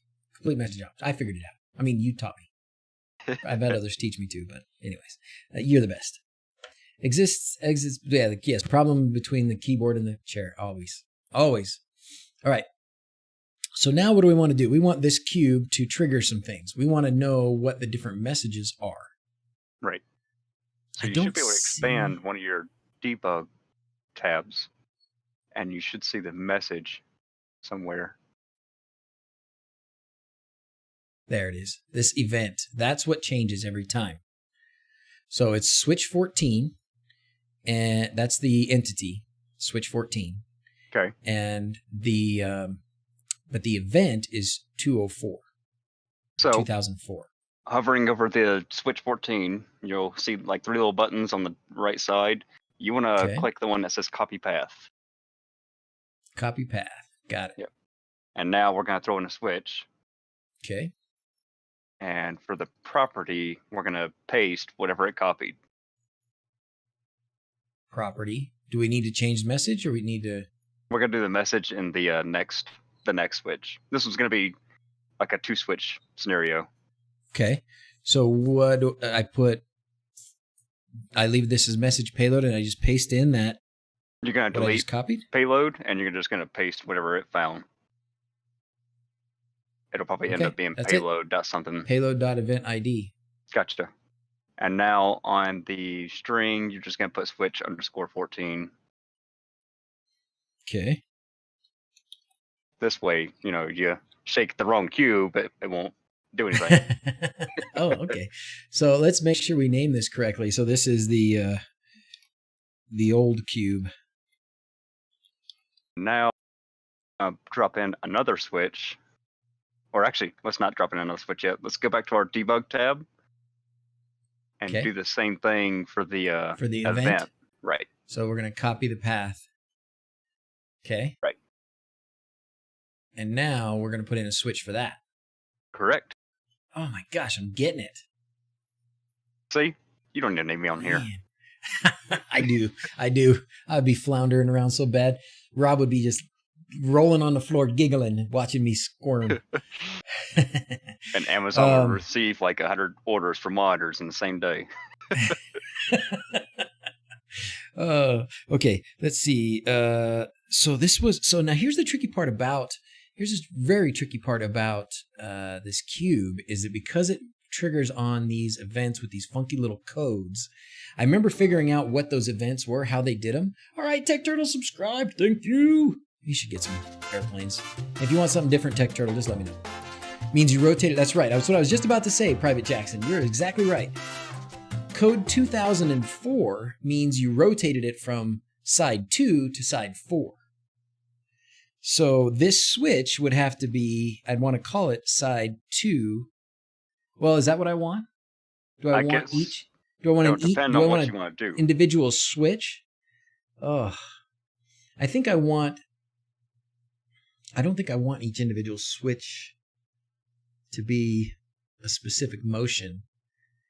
I guess I don't know. Maybe that would be the easy way to do it. I wrote them all in the What are you video. trying Yeah, to I do? probably did. Like, what's your goal? Is it? I don't know. Shake the thing, do something, and make just make it as triggers for whatever. I don't actually know what all triggers I want to do. I like throwing it up in the air and having the kids come running. I don't know why that stopped working, but it hasn't been working. I should probably try it. It probably works now. Right. Yeah, not if you got the right cube. So William says you probably want something like 1002, 3002, etc., so you can check if any side goes to side 2. What does the gesture part signify? Ooh, good question. What does the gesture part signify? See that in the message? It says Yes, gesture I've seen 3. that. I'm not. Let's familiar. open this up. Nope, that also says gesture 3. These all say, this is all experimental, gesture 3. Let's try and find one that says something else.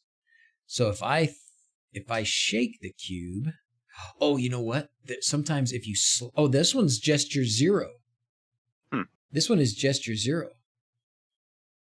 Put dots on it that look like dice. That'd be super cool. That's a great idea, actually, Stephen. That's a great idea.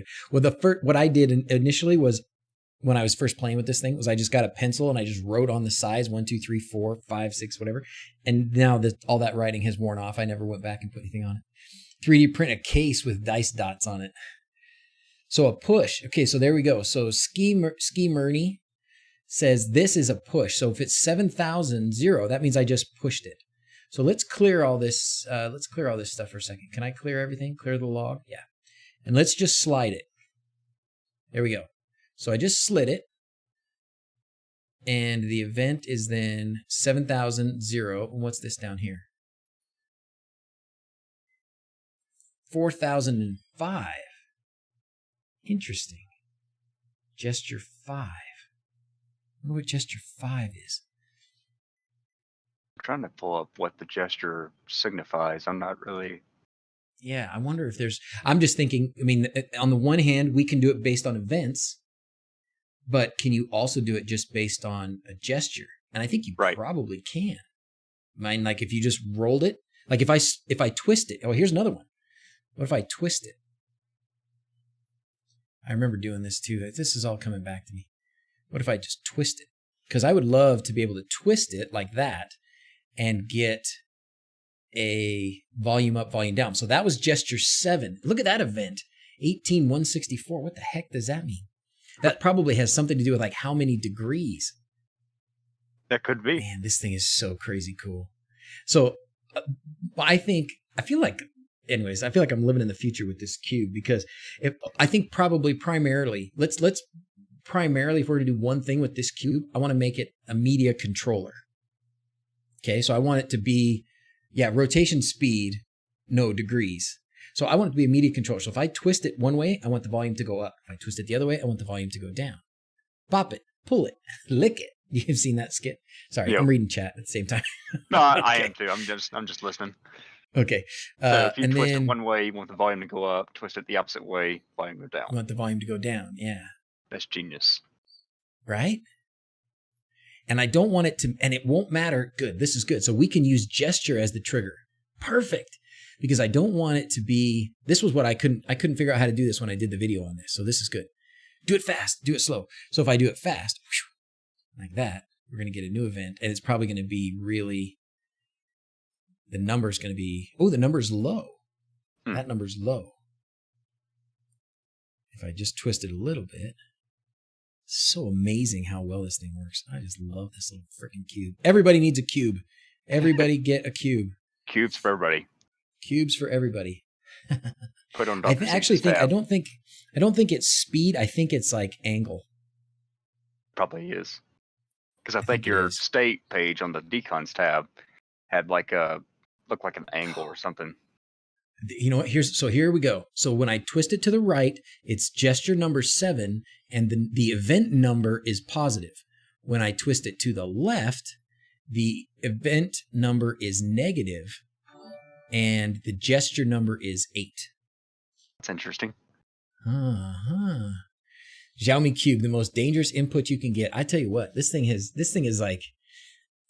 unbelievable.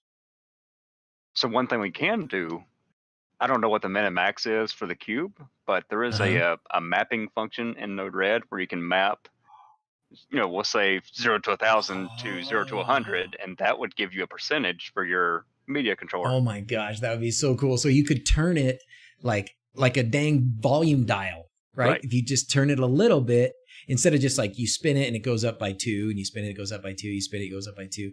If you spin it, it will keep track of exactly how far it goes. Right. Oh my gosh. Is the cube on my list of favorite things? I don't know, but we should probably do that because everybody's going to want to buy a cube now. Let's pause 2 seconds and just see if there's, I don't even know if it's in the, if it's something that Amazon even sells.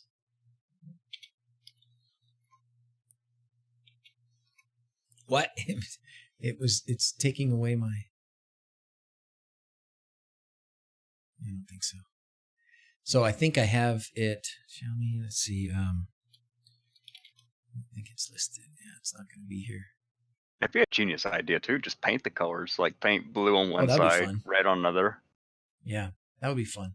So one of the things I really like about using the gestures, or maybe the positive and negative, is that, thank you, Ronald, for cheering, is that when you twist it, it doesn't matter what side is up.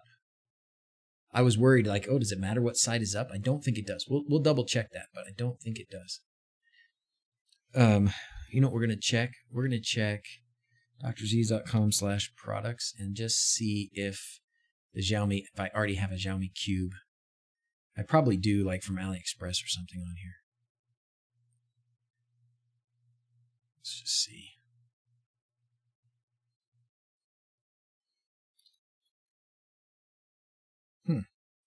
Well, I guess I have to go to the... That's too bad. I don't actually have it. We're going to have to go all the way back to the video where I talked about the Xiaomi Cube from, I guess it wasn't that long ago, September 2019. That's not too bad. Okay, here's an AliExpress link for the Cube. Wait, on that one, you actually put it in the description? What is this? I know, it's crazy talk, right? Well, it wasn't a stream. Oh, okay. It was an actual video. Nice. Okay, there you go. You do need some kind of a ZigBee to MQTT or Combi 2 or something like that, so you can get that as well. Okay, back to this. Let's make this media player. Let's make the media player. All right. So let's do the volume control. Okay. Let's do that. So maybe instead of this event, we want the gesture. If the gesture is 7, let's switch sides. Let me switch sides. Okay, clear this out, and then twist it one way, and see if we're getting the same. Okay, it is still 8, and it's still negative. Okay, let me twist it the other way, and even if I change sides, twist it. Kind of surprised that, oh, maybe it's because of the media player changes. Kind of surprised that it's not playing music because I had some of these things working before. Okay, so 7 is volume up, 8 is volume down. I don't know if we can worry about the mapping right now because it doesn't seem like, see, if I turn it, delete all this again. If I turn it a little, well, that was one full turn, or 190-degree turn, I guess, full turn. So that was 8,000. If I do another one,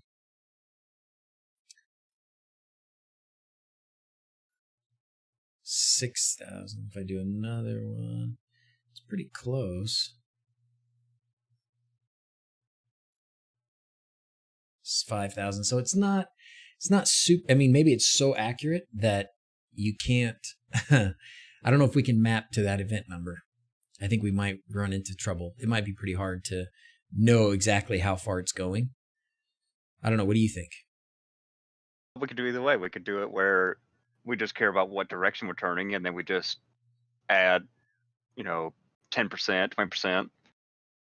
Based on sort of this number here? Right. Okay. Based on whatever the current volume is. We'll take the current volume and then just add 10% of whatever the current volume is. Okay. All right, let's do it. We're going to let's take a flow here that's blank. We're going to do this right. Because that's the only way I ever do anything. All right, we're going to call this the Cube Media Player. Okay, and we're going to make this something that people can copy. Oh, great. We're going to be at this a while. I hope nobody has any place to go. All right. So now we're just gonna start over. Okay, we're gonna start from scratch. We're gonna go to we're gonna do this right here. Marker. I'm not paying attention to chat. Are you? Here and there. Okay. I assume ZigBee Bridge, something like that. It's Deconz ZigBee. Yeah, it's a Deconz. It's this here. So the cube is a device, and conv2 is a device, and conv2 basically allows for ZigBee devices to connect to your home assistant. Yeah, the combi is a ZigBee. Here's me talking about this thing a while back. The combi is a ZigBee to home assistant bridge. So it takes all you plug it into the USB port in your home assistant computer, and whenever you activate when you can pair ZigBee devices then with the Conbi, and the software that it uses is Deconz in this case, and that's how you get this as an entity, the cube as an entity in home assistant. It's funny that it says switch 13 here, but what's showing up in NodeRed is switch 14. Did you notice that? Didn't see that. Yeah. Huh. Anyways. Okay, so we need an event node. Right? Yep. Events all. And then in events all, we got to make sure it's listening to my server. Of course it is. The name is going to be the cube. And event type I am going to do. Yeah, I was going to say your event type to Deconz event. Yeah, I am. Deconz event. Okay. Save that. Great. Someday we got to sort out those errors as well. All right. Someday. Debug. Okay. There we go. And where was the thing that said the whole message? Complete message object. Debug window. Sorry. Yes. I want that too. Okay. All right. Now, we said we made a switch. Okay. Yep. And that switch is specifically going to listen to the cube, right? We want to listen to the cube, and then we want to listen for the gesture. Okay. Deconz. That's Deconz. This switch is going to be the cube. And we actually already know that it is going to be switch, pretty sure it said switch 14. But we're going to make sure by deploying this and shaking this a little bit, and then we'll get a message, right? There we go. So now we can break this down. And we know it's switch 14. And we need to copy this path and put that here. Just take all this out and paste in that. So it's really just payload.eventID. And that's just tracking down from, okay, we've got a message, the payload, and then the next level is ID. Or event, sorry, the next level is event, and then the next level is ID. Okay. Oh, I already know where this is going. Okay, so that's the cube. So now, would we take another switch and say, I think we go down here to gestures. We could copy this and paste it here. Okay, event gesture. And then we're going to make it volume up. And then here, does this need to be the payload of the gesture, like 7? Yes. But I believe, see how the gesture is blue? That signifies that the gesture is actually an integer. So you're going to change it from a string, little AZ on the left side right there. Then you're going to change that to a number. Okay, that would have totally thrown me off. See? It's good you're here. All right. So now, whenever... Okay, confirm. So now whenever I turn this switch will have a sort of a yes coming out here, right? Let's just make sure that's what's happening. I like debugs. Debugs everywhere. We could just use message payload. Do you want to just use message payload on this one? What do you think? Not sure if it Okay. will. Yep, should show up. Should. So we're It going to should. spin it. And, oh, it's still because of this. It's because of this one. It's because of this one. Let's break this for a second. I'm doing this my way. And you stop me anytime or tell me, dude, you're doing it wrong. And I'm happy to listen Oh, you're to you. good. I'm You're rolling right now. I'm on a roll. Don't mess with I'm trying to stay Maui. ahead of you. I'm trying to work on your Nice. adding 10% or taking away 10%. Oh, good. Okay, good. We got it. So it gave us this gesture 7. Wonder what though? We want it to say something else. Does anyone know we want it to say something else? If it equals 7. Oh, then do we want it? Can we make it so that the output is something else? What do you mean? If it's 7, then we want the output to just be. I guess it doesn't matter. Awesome. I got it. Okay. Okay, So you got it? I'm gonna send you. I'm using my Betty device for volume and whatnot. Okay. This is a very small little function node that I'm gonna send you on Discord.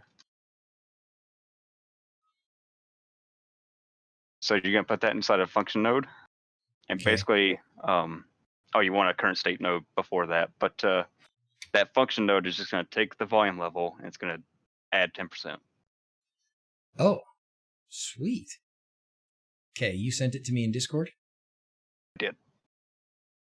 And I'll send you a picture of what I have, just so you know what I'm looking at. Or it's never mind. I'm sharing my screen. So this right here is what I was looking at right here.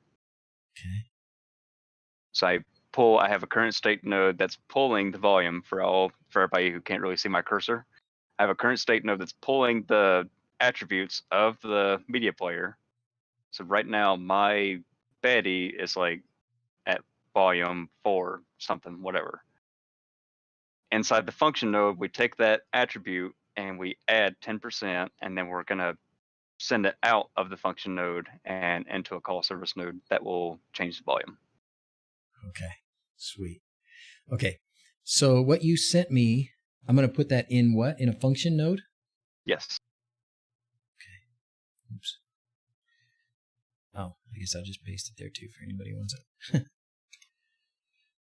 All right, let's go back to this. Let's get a function node.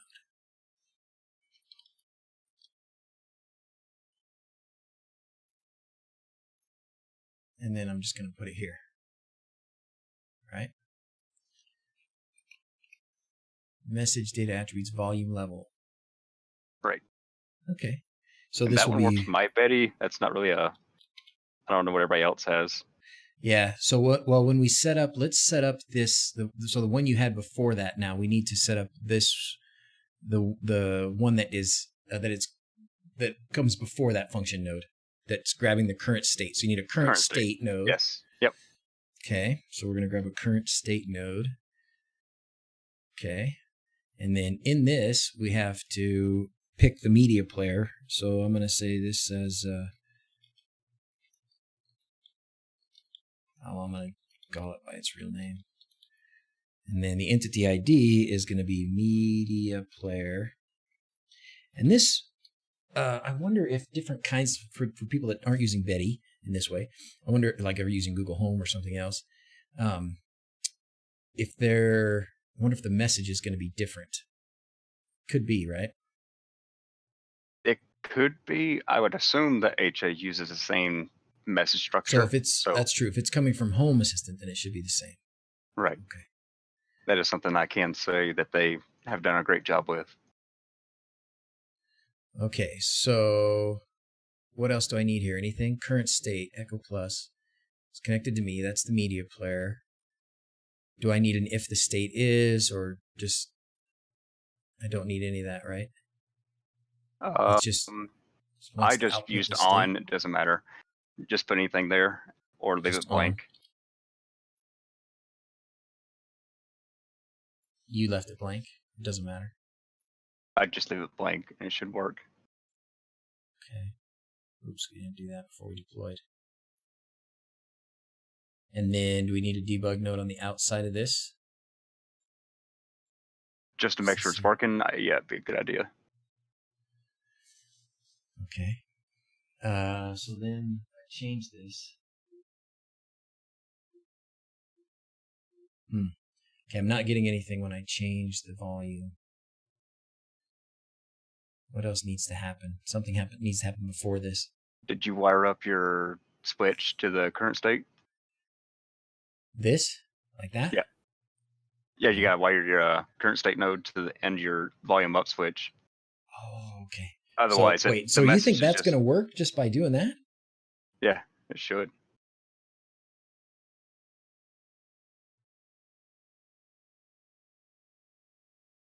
All right, so we know the gesture, but I want to know.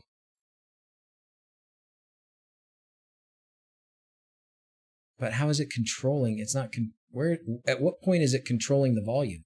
It's taking. Oh, we the haven't volume. done that yet. We haven't done that yet. That's sorry. That's the last piece of the puzzle that I'm still working on. Because okay. Come on, man. Okay, we are I got it. Very close. So, but what I want to see, so the output of this though, it's just saying that there is a message coming through, and the message that's coming through is just the same. Where is the part that has increased? That's in the function node. The increase is that you'll see we're pulling in the variable, and then we're setting the variable to or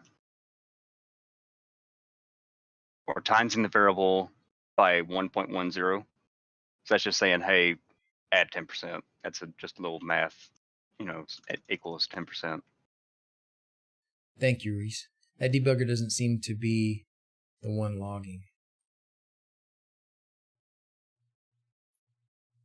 Maybe because I left that other one in here somewhere. Yeah. Let's get rid of this one.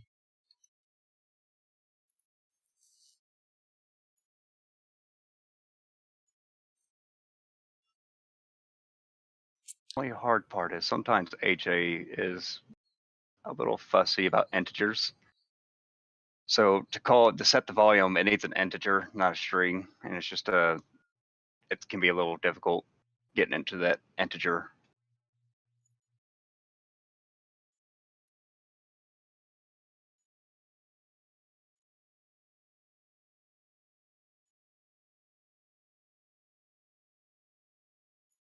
I've had the same issue. Still missing something here. Times. Okay, so we've got the volume up message, and it's grabbing that gesture, and then that's going into the Echo Plus. I guess I'm confused now. This is where I'm confused, because if the volume up message is going into the Echo Plus, I guess I don't know what it's doing. Scheme Ernie, thank you. Super easy with the automation editor using the cube as a device. He did it in automation, so this is one of those times where now you're going to tell me that NodeRed is making it harder. NodeRed's Frank made harder. it super easy in the automation editor using the cube as a device. I need to do that. Just ordered a cube and 3 door sensors. Nice, Carlo. Nice. Would a change node help? I kind of think so. I think that's what we need. I think we need a change node between the volume and the Echo Plus. Between the volume up and the Echo Plus. Because the volume up is saying, actually, I'm going to change it from volume up to right twist. Just call it right twist. So the cube, we twist it to the right, then the message goes on through, but then the message there, the message that comes out of there is equal to 7, but there's no message coming out of the Echo Plus. The current state node, there's no message coming out. There's no message coming out of the current state node? Yeah, I don't think so. Like if I just hover on the output, it should do it, right? That's not the message, that's the condition. That might be because it's blank. You can try putting on, and then it'll give you 2 outputs, and you're just going to wire both of them to the function node. That might be my bad. So when you double click it, there you go, the F state. and then you're just going to wire the second output to the function node as well. Yeah, and I twisted. I'm still not getting anything. And Vena says you have on as an integer instead of a string. Oh, I changed it to. That's right. I changed it to an integer. Thank you.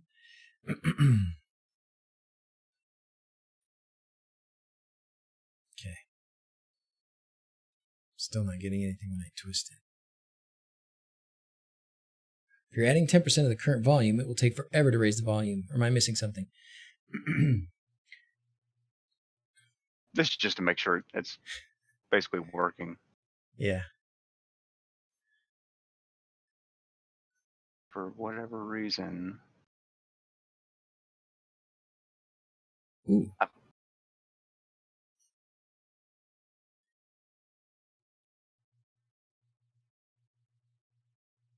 Close. It's just getting this number.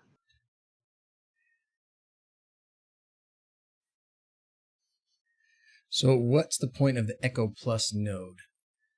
That's what's feeding the state of the volume into this volume up function. So if you have put a debug after each node, then you can see each payload. Good idea. Can we have too many debug nodes? No. Oh yeah, probably can.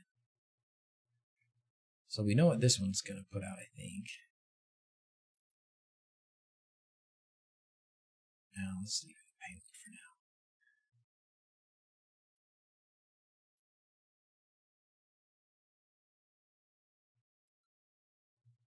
Dang, this was so promising just at the beginning. Now I think we can make it simpler. Watch, we're going to just do automations. We're going to do it in automation real fast. Sure. I'll give you time to debug this real quick. Okay. Gosh, nothing's coming out.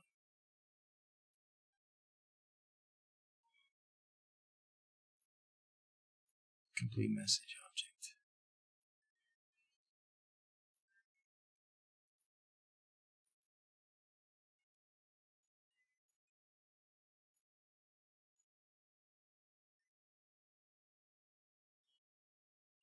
I'm not getting anything.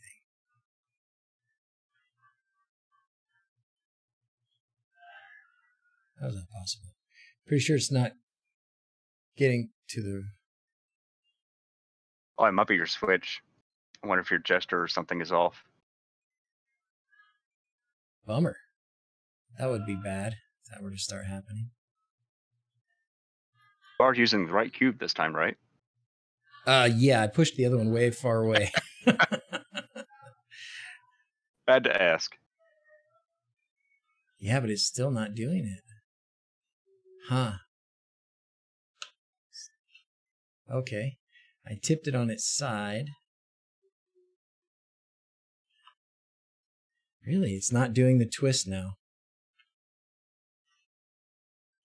Yeah, it's not doing the twist. Wow. I found one of my issues.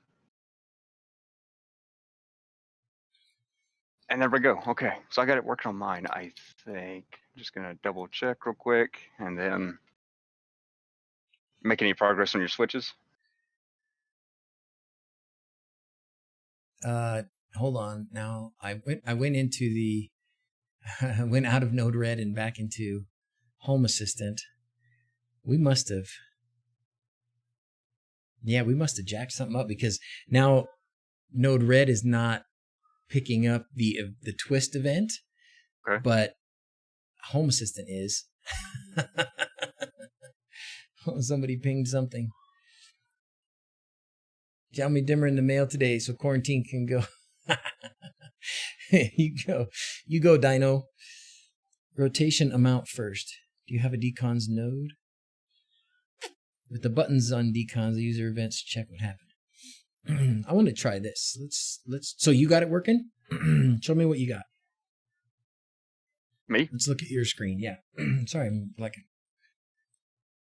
Right now, I got it close. I had a slight issue. So the issue I've been having is this down here. I don't know if you can see it or not, but data volume level. Right. They like it to be. I'm trying to pass the integer, but sometimes it doesn't really pass the right way, like it should. Okay. I've had it in certain situations where you have to use a template node and you have to move the payload around. It's kind of Watch this. kinda- Okay, we're kind gonna of a try pain in the butt. something. We're gonna try something here. Automations editor and Home Assistant. We're gonna make a new automation. I just got it too.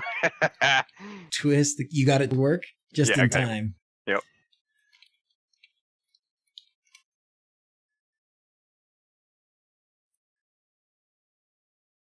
We're gonna skip that. Okay. We'll come back to this then. You're saved. I'm just gonna name it and we'll come back. Okay. All right, show me what you got. We're looking at your screen, so show me what you got. All right. So basically what I have, this is just my trigger instead of doing because I don't have a cube. We pass to a current state node. Current state node puts out the volume level. Same thing as before. We're using that function that I sent you where the payload is just adding 10%. And then this is the call service node. And this is the part that was throwing me off right here. So all you got to do is just do volume level and then payload inside the brackets. That's not too bad. And it should work fine. So it sends and then it does it. Let's do it. Oh, here it is again for anybody that still hasn't. If you still don't have a cube. Okay. NodeRed. So I got all this stuff now. My desk is a mess with all these message debug things. I think we're gonna run into another problem though, because I'm sure that there's gonna be an issue with the twistings not happening right now. Okay, so I had the current state node, and I don't need to change anything else there, right? That part's correct still? So what I would do is for debugging, let's just throw a debug in there and make sure we're getting data out of the current state node. Yeah, okay. If we don't, then we go the next step up. I think the problem might be that switch number. This switch needs number to flash weird. blade so he can flash to dock. They're saying it shows switch 13 now for event 7, not switch 14. Oh, okay. Well, that would make sense then. Yeah, so I wonder why that would change, but yeah, it changed. Switch 13. That would make sense.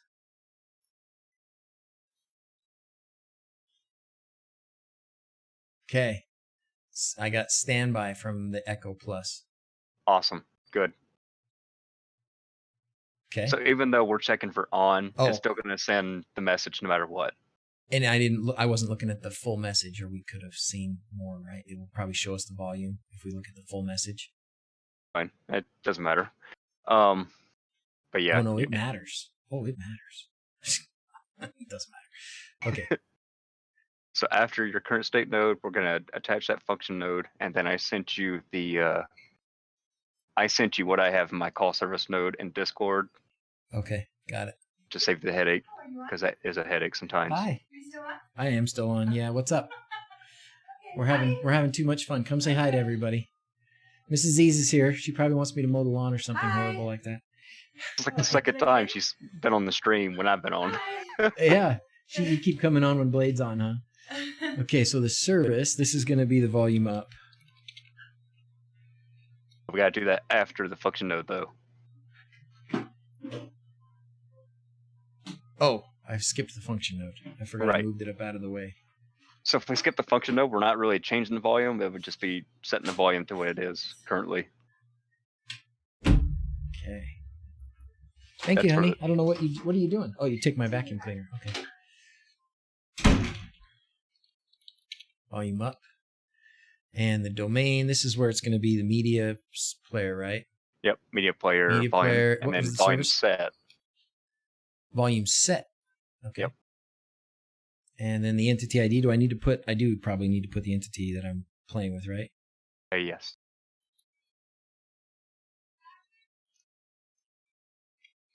We are going to compare this with what it would take to do the same. We're going to do the volume down as in the automations editor. We're going to compare. This is a head-to-head, boom, boom, mano a mano. Okay. That's a good idea. Media player, and I think it's Justin's Echo Plus. There. And then in the data, I paste in what you had, which was volume and payload with a whole bunch of squiggly brackets. Yep. It's a squiggly nightmare. It's a squiggly nightmare. Okay. Confirm deploy. And let's actually, oops, I deployed, but I want to move this message over here and just see what we're getting out of the function node. Because I'm curious. Oops, I got to clear this. I'm getting the hang of NodeRed, man. I'm getting the hang of it. It's good. Okay, there we go. We got some stuff. We got some stuff here. I don't understand it. Oh, payload is 0.517. 0.517. Does it have to be playing to get a volume level? Shouldn't. Oh, 0.583, a whole bunch of zeros. So it is going up. Let me just see. What are you getting out? Are you getting a volume level out? I'm doing mine now. I'm just adding a debug node. Weird. It's not setting it. Yeah, it's just giving me the same thing as well. Maybe instead of volume, maybe instead of set, we need volume up. It might just be it's not pulling that data correctly. I'm gonna do 10. So it's changing the payload. State standby attributes. Volume level 0.53. So there's the volume level. So, but if we're only going up by 10%, if the volume is is that low? I just want to. Maybe we need to do something besides 10%. Right, that's what I'm kind of playing with now. I don't know why it's not. So now my volume level is 0.73. If I twist it again, let's see how much the volume level goes up.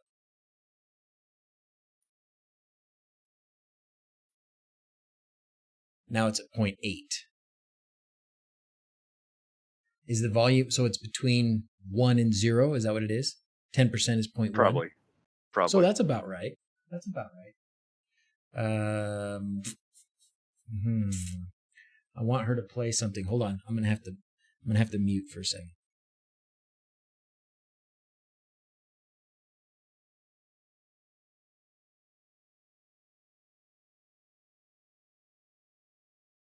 I'm going to listen to copyrighted.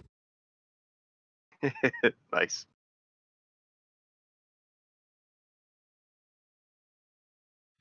Now I'm gonna see if it works.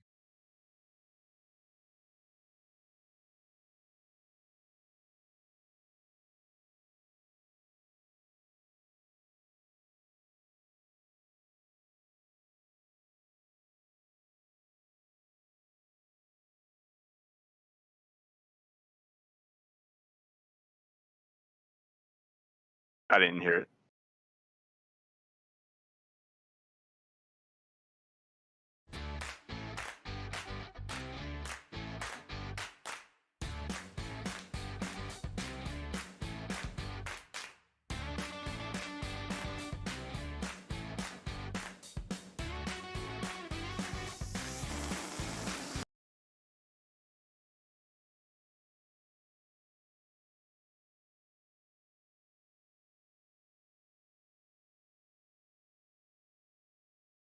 Oh, they're saying their mic is turned off. Normally I'd page you, but I'm on the. Sorry, I left the mic muted. I left the mic muted. We need more people to have access now. Flash is light. The problem, Emmanuel, is my light flasher is here talking to me. Anyways, that was fun, but it worked. It worked. I turned on my music and I twisted it to the right and it went up. So this works. Right twist, volume up by 10%. So if you want it to go way up, then you have to just do it a couple times. So no big deal. Or you could change that multiple that we put in the function node instead of 1.10 if you want it to go up by 25% or by 20% or 50%, whatever, you know. Without Blade, we are sunk. I right, just for the record. I thought I was dead. Just for the record, all Radiants have the access to the pager, not me. Not just me. That is true. That is true. If you are a Radiant in Discord, you can do the pager. And it's what? Tilde pager? Is that what it is? Tilde page? Tilde page. Yep. Tilde page. And then eventually we'll get that flow on your NodeRed. And we're gonna do like different colors for everybody. Yep. And I'm working on that because I'm outfitting my office with more LEDs. And I think what we might end up doing is doing it through Hyperion. I think we'll see. Because I'm right now I've got I'm on this wired kick, right? I'm trying to wire everything. And so wired LEDs is what I've got behind my computer right now, connected to my Hyperion Pi. So I may play with that some more, but we'll see. Haven't got that far. Everybody in chat screaming that we should be adding, not multiplying, which I kind of agree after looking at this. We should be adding 0.1 or something like that. But okay, so let's go into the function. We can change it. So should it be 1 plus 1? I mean, how do you do it? I would just say plus 0.10 and exclude the 1. Oh. So say, sorry, I missed that part. I was reading chat. What was it? Data plus 0.10. Oh, okay. Data instead of times, it should be plus. Or just 0.1. 0 is not required.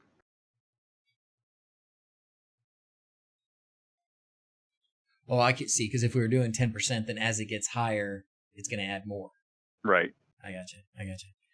Or just plus. No, it should be plus 0.1 because it's reading it in decimals. Right. Yeah. Okay. Sweet. I like that. And I could just keep turning it. You just turn it a few times. I like it.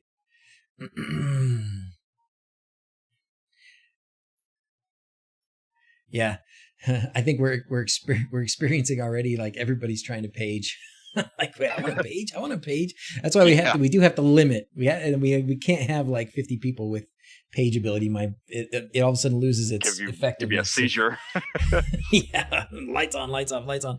But I would like, and I think we can. We're sorting this whole streaming home assistant stuff out. I don't know that anybody, at least for me, I haven't experimented with some of these things, like in the stream having things, pop up on the screen or pop up on the make lights go or make voice messages or whatever. So, okay, now we can export this flow, correct? I think we can export. Make sure you throw in all your secrets in that function of first. Oh yeah, that's right. I almost forgot. Okay, so that's all there is. That's it. Current flow. That's what. No, I was on selected nodes, so I want current flow. Oh, okay. Gotcha. Okay, we're going to copy it to the clipboard. We're going to go to gist. And we're going to do volume up cube. And this is just going to be a text file. And that's it. Paste that in there. Create a public gist. And now anybody else who wants to do that can do it right there. Got it. You might need to test if the new value, it's more than 100, it might cause you to throw errors. Oh, good question. So what? I'll do that when nobody's home, JD, so I can just rock out and keep cranking it up. Yeah, this is something just quick and dirty. Yeah, we did this on the fly. I think the 2 outputs from the current state command is superfluous. If you uncheck the condition, I think it will work the same. You're probably right. And Bane, you're probably right. But again, quick and dirty. Let's go back now and finish this. Let's do this and make it down. Oh, I never did finish my marker. Automation. Ver cube.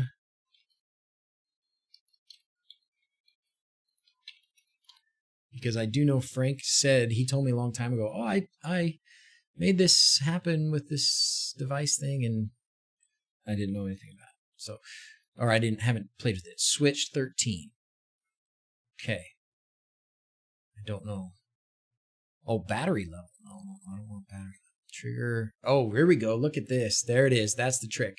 Okay, so switch 13 is my cube, which I need to change the name, but we'll leave it for now. So there's my switch 13 as the device. The trigger, if I click on the trigger now, I've got all these options. Holy moly. And he put them all in here.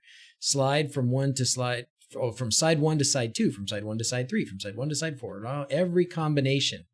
So you can pick every combination. Well, that makes it easy. You can do the double taps. You can, I don't know what, awaken. You can do shake. You can do free fall. You can flip 90. You can flip 180. Moved to any side. Tapped on any side. And here we go. Turn clockwise.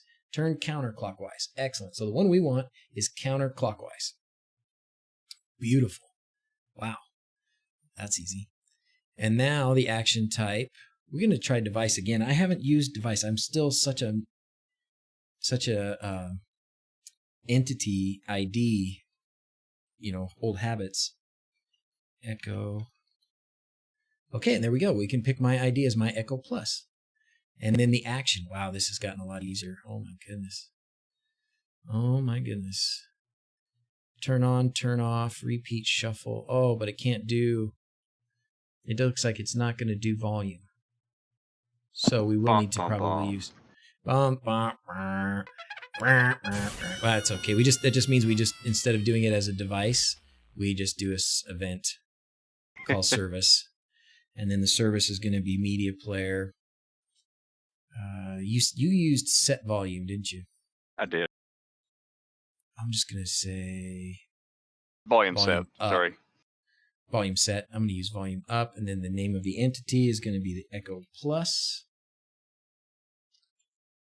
Okay. And then I don't know if I need anything else. Let me go look real quick at well, let's just test it. Screw it. We're not doing this. Oh, I have to reload automations. That is the trouble. It is quick to just do, that is one thing. Oh, volume down. Thank you very much. Down, down, you knucklehead. Down, down, down. That's true. That's true. That's true. Volume down. Thank you. What kind of mistakes would I make if I didn't have 200 people helping me out with this?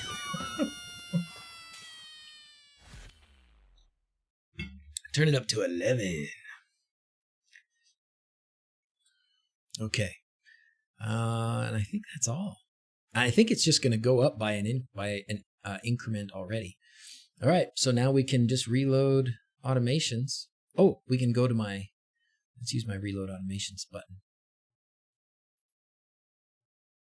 Here we go. Now we wait, because this is the trouble. So we are saving time on NodeRed by being able to just hit deploy. That's for sure.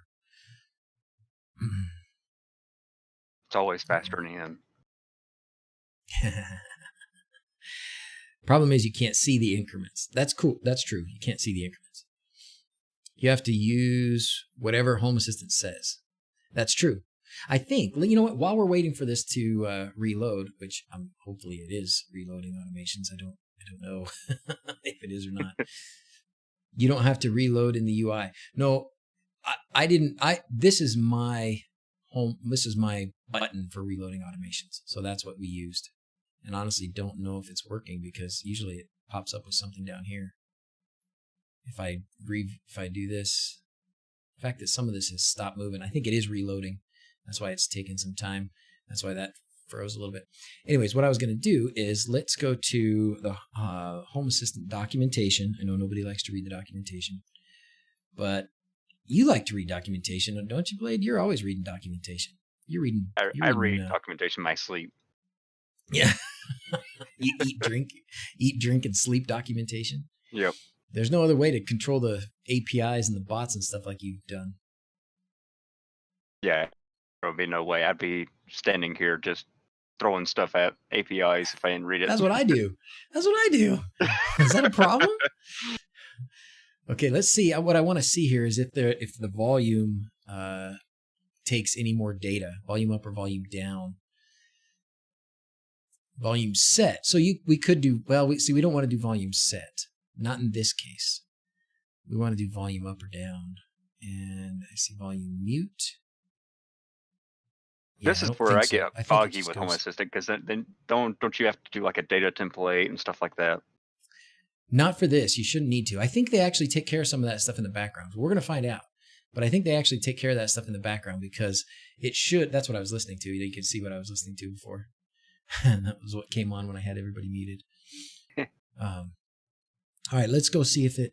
No, I think they take care of that. I think they just, in this case, you don't have to switch any units. You don't have to switch anything. It's just, it sends the right command to do it. Let's, I want to look at my automations and see. I guess I can't see if that one has been triggered. So let's try it. Okay, here we go. Muting again.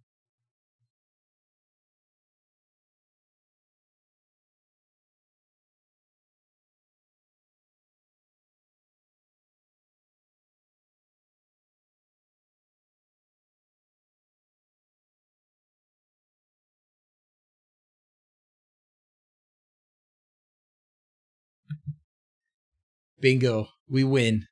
We win. It works. Oh, yeah? Nice. Yeah, it works. Beautiful. We did it.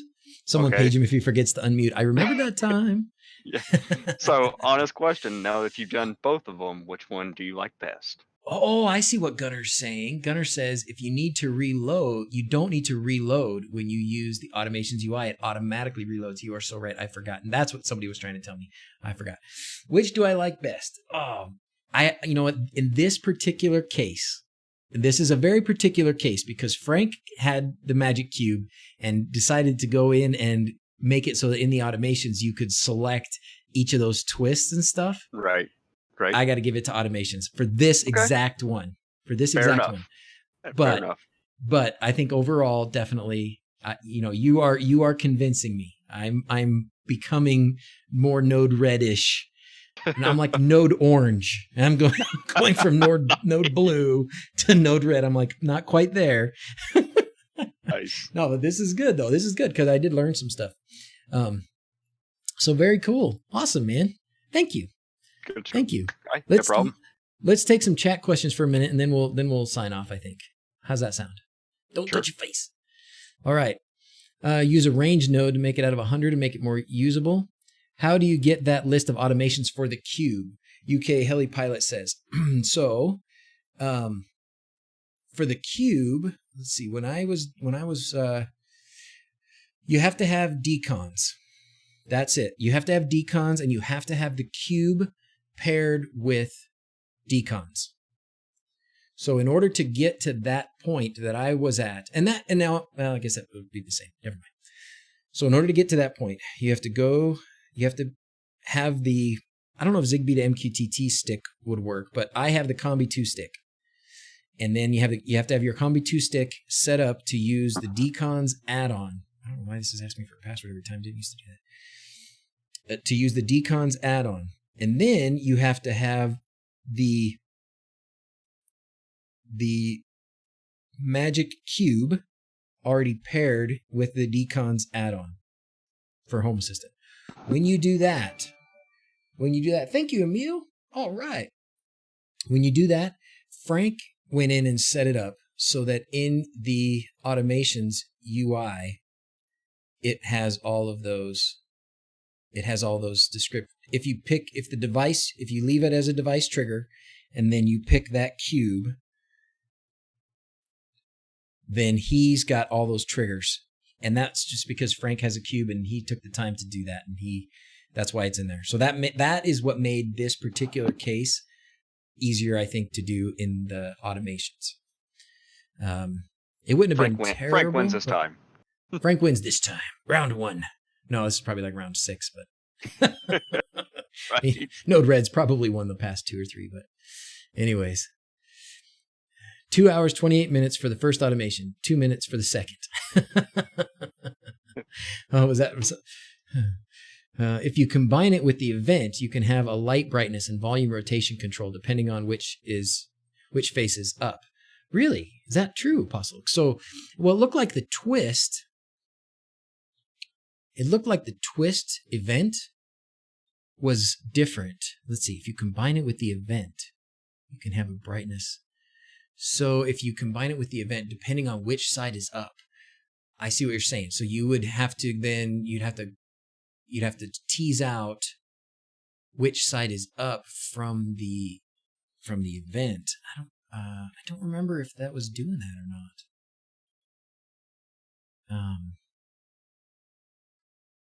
Let's just do this real quick.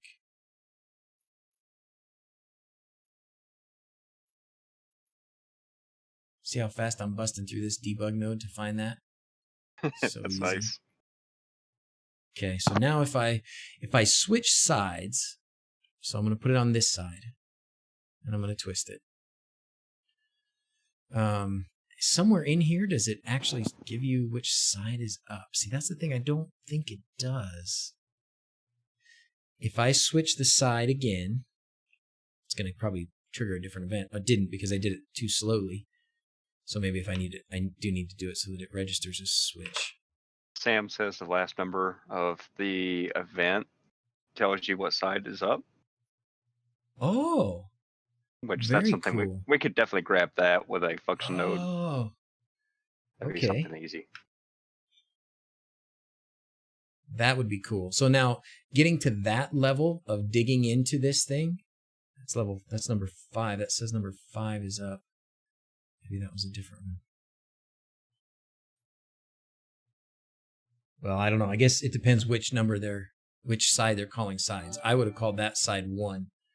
Daniel just subscribed. Thank you very much. We didn't do any of these. We haven't done Fat Unicorn in a while, and we got to try and shoot the Fat Unicorn as he flies by. Got him. Oh, I shot the missile and I should have done the lightning. Oh, I missed him again. Oh, somebody turned my light on.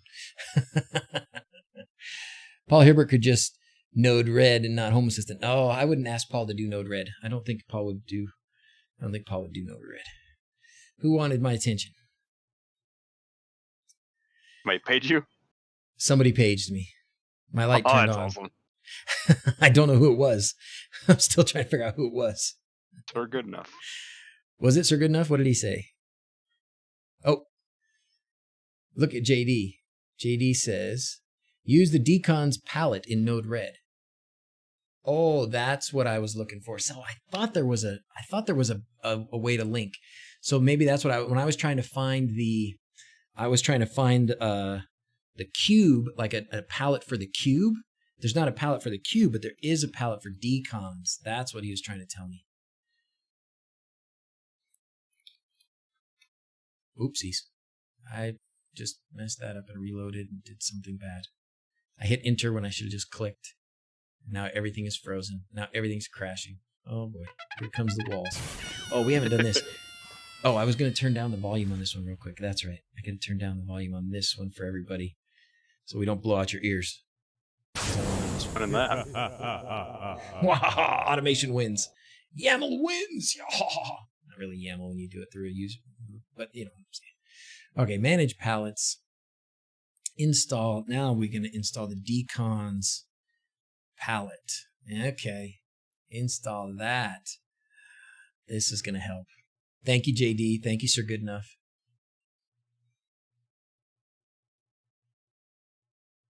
This is a long stream. I'm turning into Frank without all the knowledge. When's the next 12-hour stream? Oh, good grief, boy. That was rough, dude. That was so rough. It'll probably be when we do the next time we have a pandemic and quarantine. Of course, technically, this one's not over. Oh, man. Okay, so let's find that Deconz real quick. I want to see what the Deconz event. There it is. Deconz. Interesting. What? And then how do we...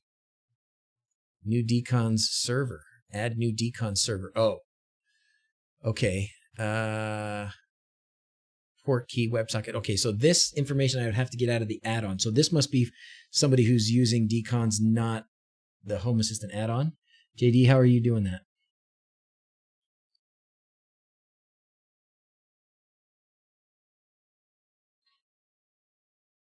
Second stream was 4.5 hours long. It's hard. Streaming for a long time is hard. The TV, I'm touching my face. I have too many buttons. I'm loving my Stream Deck. Still loving my Stream I gotta Deck. get one of those. It's cool, dude. That's It's steep. I think we gotta find a better way to DIY it, but I don't know. I mean, it's to me, being able to have those buttons, those custom images on the buttons is pretty sweet. Let's keep looking. Let's keep looking for something that would be really easy. I was hoping to be able to use like a Nextion display, like for the HA switch plates. That's Right. just a lot of complicated programming in there. So I don't know. I would say, you know what? I wonder there's probably like people who tried streaming and decided no, they spent money and they bought a stream deck and then they don't use it. We haven't looked for eBay for used stream decks. That might be the way to go. Right. We are I know so I got squirreled right now. I got my Logitech G13 or 15, whatever it is. Oh yeah. That's got From like there? 20 something keys, but it I've has got one of no those. images, so it's like, okay, it's just like a keyboard. Okay, what key am I hitting? Yeah, that's right. That's right. All right, let's find Stream Deck. I started actually at eBay affiliate stuff. Best Buy for 150, 112. Stream Deck Mini 150, 76 that people are trying to get full price.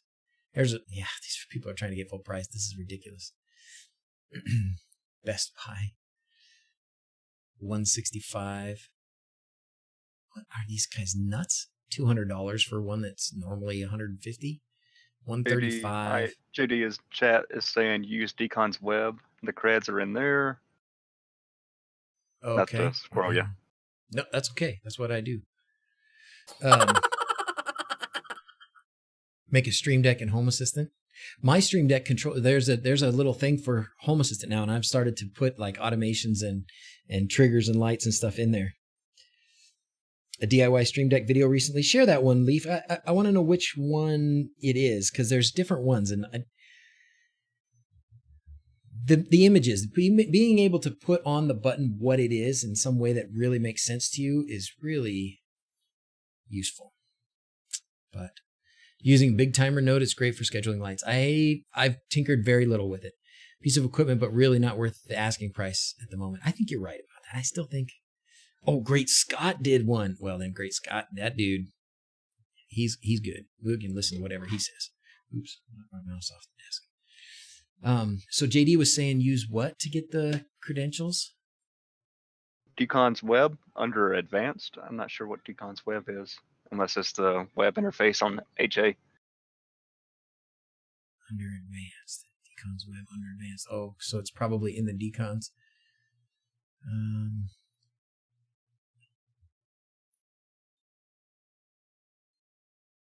Gateway. Uh-oh. Okay, we're going to end the stream on one more thing. I'll have to sort this out. Oh, advanced. Here we go. Authentication app.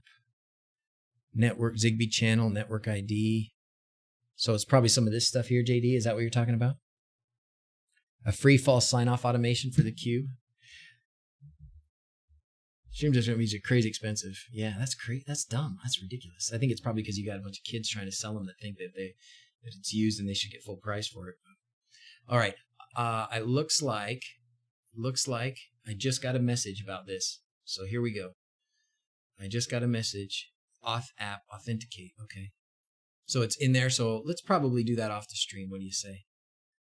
Connect third-party apps like Amazon, Hue, etc. to the gateway. Let's pull that over here. Authentication app. Tokens, secrets everywhere. App can be connected now.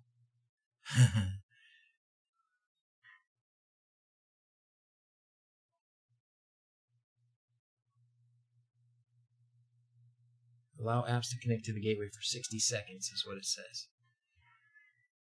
Then press the magic. Then press magic in NodeRed. Magic. Is there magic? So NodeRed has a button that says magic somewhere. Is it in the server settings? Let's see.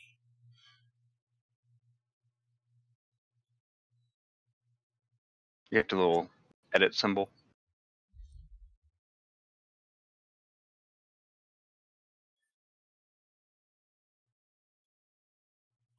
You mean it not in the Deconz event though? We're talking about in NodeRed itself, right? I'm just trying to get NodeRed to attach. You don't know. I'm sorry. I'm thinking it's where you were. You double click the Deconz event, and you had the server set up, and that's what Matt Fishbob is saying too. Okay. So it is in the event here. Okay, so let's do it again. Authenticate an app. We got 60 seconds to figure this out. Clock is ticking. Magic. Did you find it?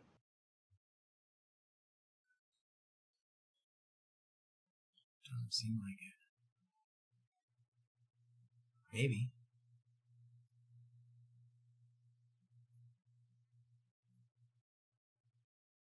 It looks like it put something in here. Pencil. Oh. Okay. Yes, it's trying to fill things in. Okay.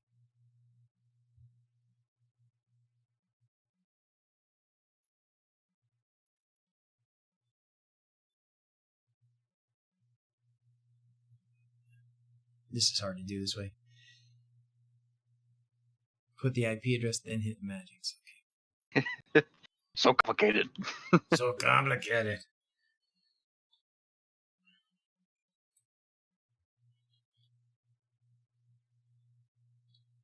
Says he Does likes it need a port? how calm my voice is.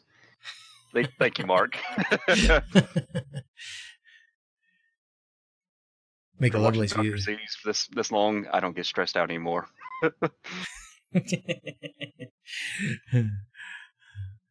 And then the API key, I guess that's going to be, once we do this, authenticate an app, waiting for this app to connect. So then we can go here and click Get Magics. Request page not found.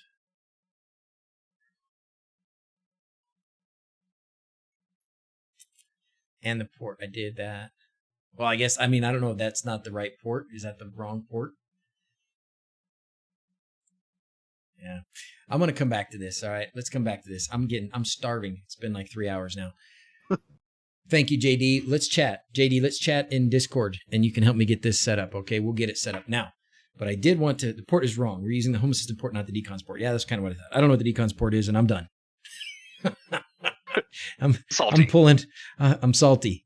I'm pulling my evil spirit here and we're going to, okay, let's do this thing real quick. I want to do, I think, I want to look here before I make it. Oh, no, looks like we do have. Here it is. Okay, guys. It's on sale. Thank you, Blade, for cheering 7. I am hangry. I'm hangry right now. I need a Snickers bad. But check out RGB Man, online store, Permatrack. I like that name. Permatrack. There we go. Pre-sale. $10. 5 feet.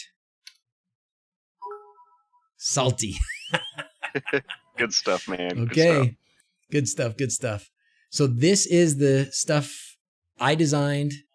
We're getting it built out in China and RGB Man is selling it. So this is to, instead of what I did where I took that plastic track and drilled every 3 inches, this has it all done for you. So these are made to fit pixels in, and they're 5 feet long, and he's got pixels in 5-foot strings as well. I don't know where on here he's got them, and I think you can buy that with the stuff in it as well. So anyways, it's on sale. Yay. There we go. There's step 1 in my retirement plan. So, all right. Let's wind it down. Let's see. The cube might still work if I throw it up in the air. It's unlikely, but it might. If it's the right cube. If it's the right cube, which today is probably not. But I do have my Stream Deck. I have my Stream Deck set up to do sign off now too. So I can hit it on my Stream Deck. Cool. There we go. Oh, and it's loud. Let's turn it down. It's time for sign off. It's time for sign off. I was twisting the heck out of this volume thing and it wasn't going down. Also affordable for the EU. I don't know how we're going to ship to the EU. So probably not right now, tweener. Shipping to the EU is probably going to be ridiculous. It's not light. It's made out of galvanized steel, painted galvanized steel. So it's going to be, I think they said like almost a kilo for one. Made me proper laugh. Good. So I know shipping's not super cheap. Directly from China to the EU, we could look into that. We could look into that. I think we probably could arrange something like that. So it's made. I believe it's being made in Shenzhen, but I'm not 100% sure. My big boys are here. Come on in, big boys. Come on in, big boys.